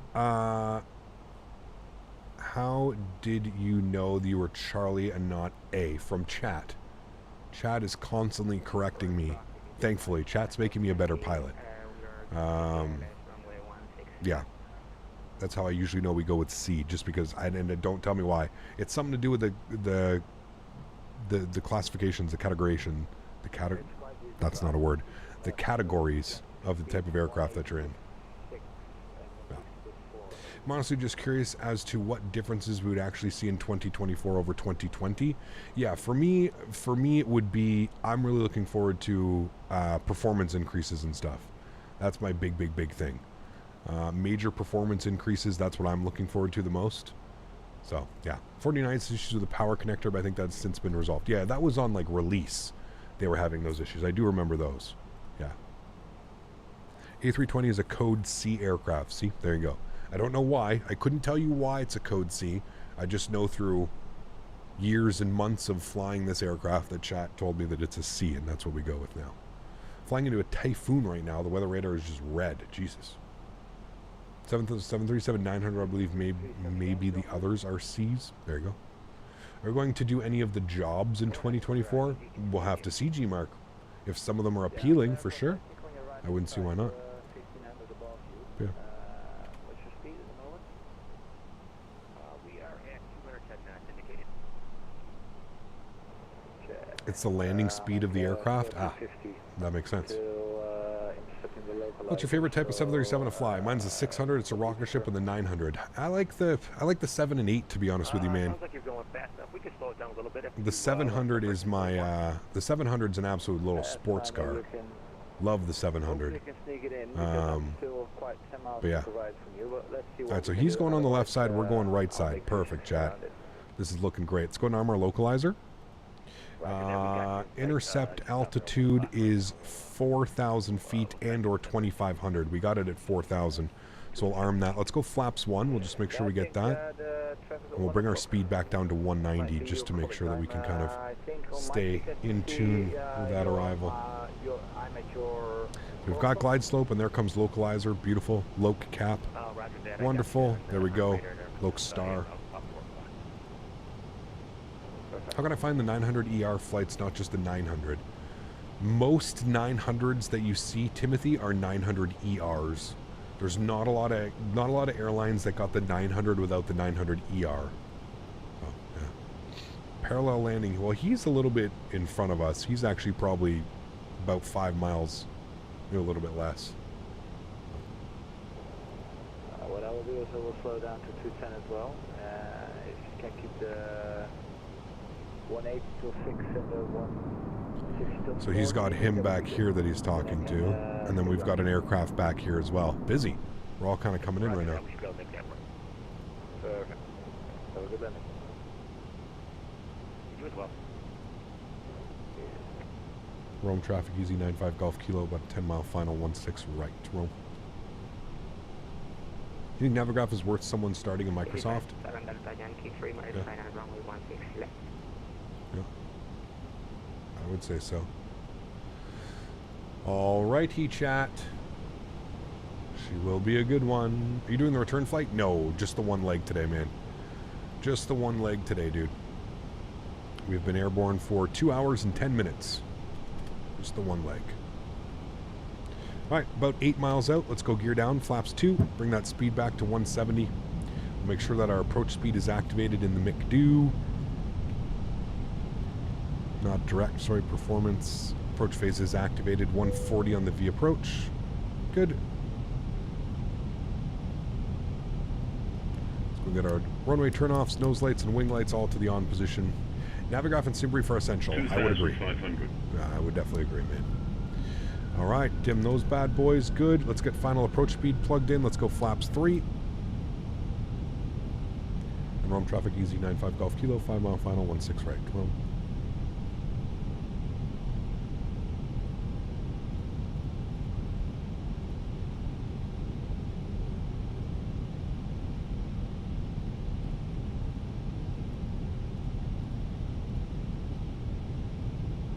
Through 160 knots, we're going flaps full. Ground spoilers armed, auto brake is set, all of our lights are on, cabin crew advised. 2000. We are looking good, chat. 2,000 feet, about 4 miles out. Joystick cam's coming on. Once again, just wanted to give a huge shout out to Thrustmaster for sponsoring this channel. Guys, if you haven't done so, there's links down in the description below. You can see all the wonderful Thrustmaster gear that I use here on the channel. Absolutely suggest and can recommend this joystick and throttle combination if you're looking to get into flying a lot of Airbus. It is a lot of fun. Sunglasses are coming off for this one, chat. My airplane. Beautiful. Enjoy the arrival, guys. Catch you down on the ground. Landing checklist, gear down, 3 green, flaps full, ground spoilers armed, cabin crew advised, ECAM, no bleu. Let's go. Shame you don't have a discount code. Wait for Christmas time, man. They usually throw out the discount codes around Christmas time. I think this may be one of the first times we're landing and we don't have a crazy ass wind. Now, knock on wood. Let's hope we don't have crazy ass wind, but the wind is very calm right now. And I can definitely feel how smooth the aircraft is flying. It feels great.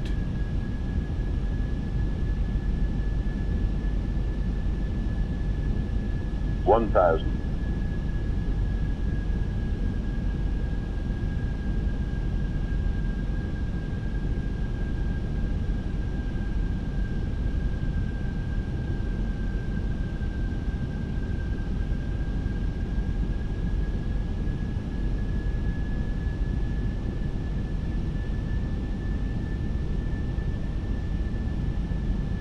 Nice crosswind now at 5 knots coming in, 4 or 5 knots.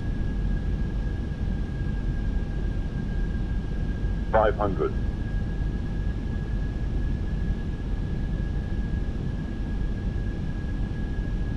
Yeah, it feels really weird unrealistic, Andy. I've been saying that for a couple months, man. It just doesn't feel right. 300.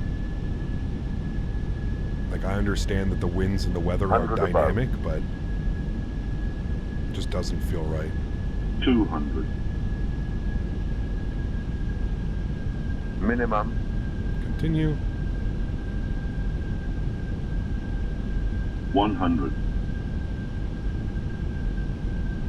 50. 40. 30. 20. Retard. 5. Very floaty. This airplane is insanely floaty right now. Please in the touchdowns. Wow. Nose down gently. Oh my god. Fuck, dude. They gotta fix that bug, man. They gotta fix that bug.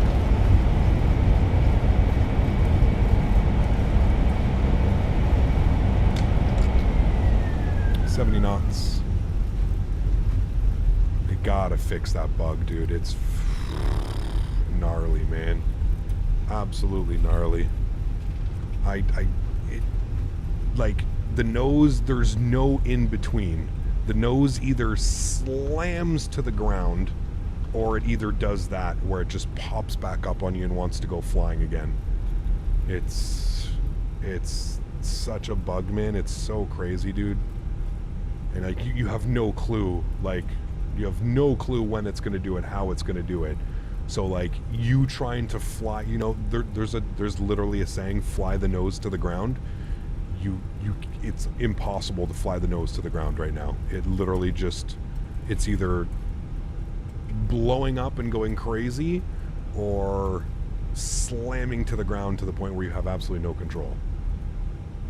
It's really, really, really weird. Really weird. And I'm not sure why all of a sudden it goes crazy, man.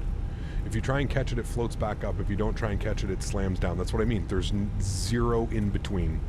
0, 0, 0 in between. There's no like way to counteract it. It definitely needs some fine tuning, and I'm sure it's going to get updated. And you know, one can only hope.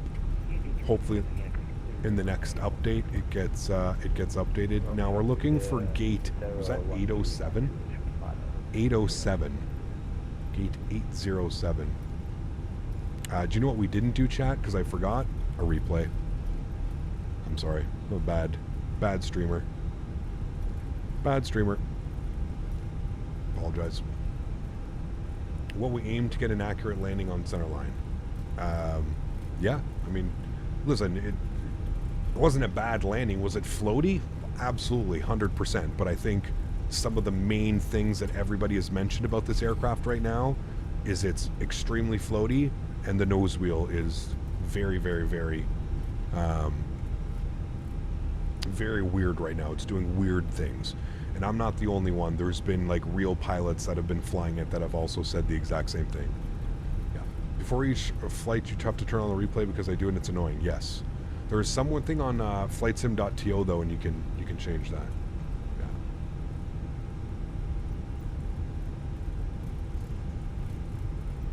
Yeah. Yeah, it shouldn't be floating that much. Not when I'm like cutting the power and like I'm not even really pulling on the side stick or anything. It shouldn't be floating the way that it is. That's for sure.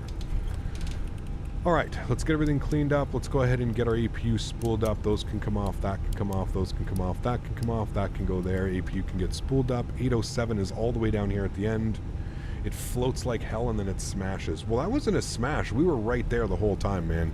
That's why I didn't really do anything drastic with the flight controls, because I knew that like the ground was right there. Hence the smooth ass landing. But hey, listen, chat. We made it in the touchdown zone. It was a perfectly legal landing. Will I get reprimanded by the chief operating pilot? Maybe, because it was a little bit floaty. But hey, in the touchdown zone, nice and smooth. Got our passengers here. It's all that matters, man. And hopefully when we return to this aircraft within the next week or two, probably the next week or two, we'll probably return. Next week we're back in the 737. So maybe the following week, if we don't jump into X-Plane and do the Q400, we'll jump back and fly the A320, and hopefully with a hot fix that they have coming at some point this week or next week. I think it's this week they have a hot patch coming. Hopefully that addresses some of the issues that we've found over the last week, at least what I have found. I don't know if other people are having other... Like, am I the only one, chat, or is it doing this for you as well? Do you guys notice that you have like no control over the nose wheel and it's floating quite a lot? I've heard from a lot of people that this seems to be an issue that is throughout the community, but I don't know. I have zero control over that nose wheel, man. It's either, like you said, it just slams down, or it pops up and it starts like doing wheelies. Like you saw, like we can rewatch the video, go and rewatch the video, rewind it. I'm not doing anything abnormal than trying to catch the nose, right? Every other Airbus, you land it and you almost kind of bob your joystick, right? Because you're trying to make sure that the nose doesn't slam itself down. If you do that, it's got to be something with like either reversers opening and it's like there's so much inertia or something that it's like shooting the airplane back. That would be my guess. Is there something weird going on with the new flight model or something like that? Yeah, that would really be my only thing I think could be going wrong with it, but I don't know. I don't know. Hopefully they can address some of the issues, and hopefully by the time we come back and we fly this bad boy in a week or two, everything will be fixed and it flies a little bit more than like what we're used to, the fly-by-wire flying, because right now it flies very different. Very, very, very, very different. Not that it's a bad thing, but I feel like it's, I don't know, feels a little bit weird. Cool. There we have it, chat. We made it down to the ground. Absolutely wonderful. Apparently the jet bridge isn't connecting, so it's not doing anything, so I don't know. I can just restart the Kutal script. Maybe we'll see what that can do. Cap, when you did the 737 simulator, you landed at Innsbruck. What kind of flight sim and plane did it use? Used the... that's weird. The jet bridge just attached when I restarted this. It used the... what did they use? They used the whatever the real 737 is. I forget the name off the top of my head. And they were using P3D for the simulator. But it was an external flight model. I forget what it's called. I think it's the 737 Pro something, Pro FX, Pro something, I think is what it's called. I don't know exactly what it's called, but yeah. You streaming an X-Plane soon to try auto ortho? Nope, I don't need auto ortho, dude. I got ortho all around the world in X-Plane. That's not the reason I don't use X-Plane. It's not because of ortho. I love how everybody thinks that's why we don't use X-Plane, but no, I got ortho all around the world, man. When it comes to X-Plane, I do not need to worry about that. guys, that is it for me this week. Thank you very much for coming to hang out. I really do appreciate it. I hope you guys have enjoyed week 1 of V2 of the Fenix A320. Overall thoughts after flying this aircraft for a week. I'm happy with the progress that has been done. I still personally think, this is a personal opinion, I still think that the airplane probably needed another 2 weeks to a month to sit internally and beta testing. I think there's still some issues that are going on with it. I still think the nose wheel, there's something 100% going on weird with the nose wheel. It shouldn't be acting the way that it is. And to the floatiness of the aircraft, it is just extremely floaty, to the point where like the ground effect I feel has been multiplied by like 50.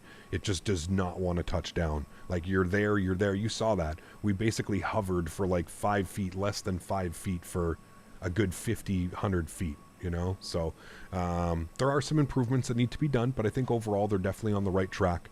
I am quite pleased with it, quite pleased with the performance, quite pleased with the other aspects of it visually. But yeah, I think like anything, it could have probably used maybe like an extra 2 weeks in the oven kind of baking, but hey, they got us out to us. Now we're testing it. Hopefully, fingers crossed, Fenix can be quick with the updates and kind of address some of the things I think as a community that we've found, and that would be ideal. Guys, if you haven't done so, don't forget to smash down that thumbs up. Thanks everybody for being here today. Really do appreciate it. You guys are absolutely awesome. To all my mods, donators, and sponsors, thank you all for everything that you do for the channel. Without you guys here, none of this is really possible. So thank you all very much for your support. I truly do appreciate it. To everybody else that cannot donate using a monetary value, I want to thank you guys just as much for being here and supporting the streams as well as you can. So thank you everybody for your support. Appreciate you. Next live stream for me is going to be on Thursday. We're going to be back. Yeah, GSX is broken at this airport. I don't know what the hell's going on. Maybe I have an outdated something, but GSX just isn't working. There's no baggage loader coming off. The carts, these guys aren't moving. Whoa, that cart just snapped around. Everything's broken, chat. Everything's broken today. Back in the 737 next week, probably the 800. I don't know where we're flying. I'm going to sit down and look at that over the next 2 days. But yes, 737, it received a minor update, so we'll see what's about that. Apparently performance updates have been done to the PMDG as well, so we shall see. It was a very fun week of flying. Thanks everybody for being here. Appreciate y'all. Have yourselves a great beginning of the week, a great Tuesday, a great Wednesday, and I will catch you all live again on Thursday afternoon. Happy landings, my friends. Enjoy your updates. Catch y'all Thursday.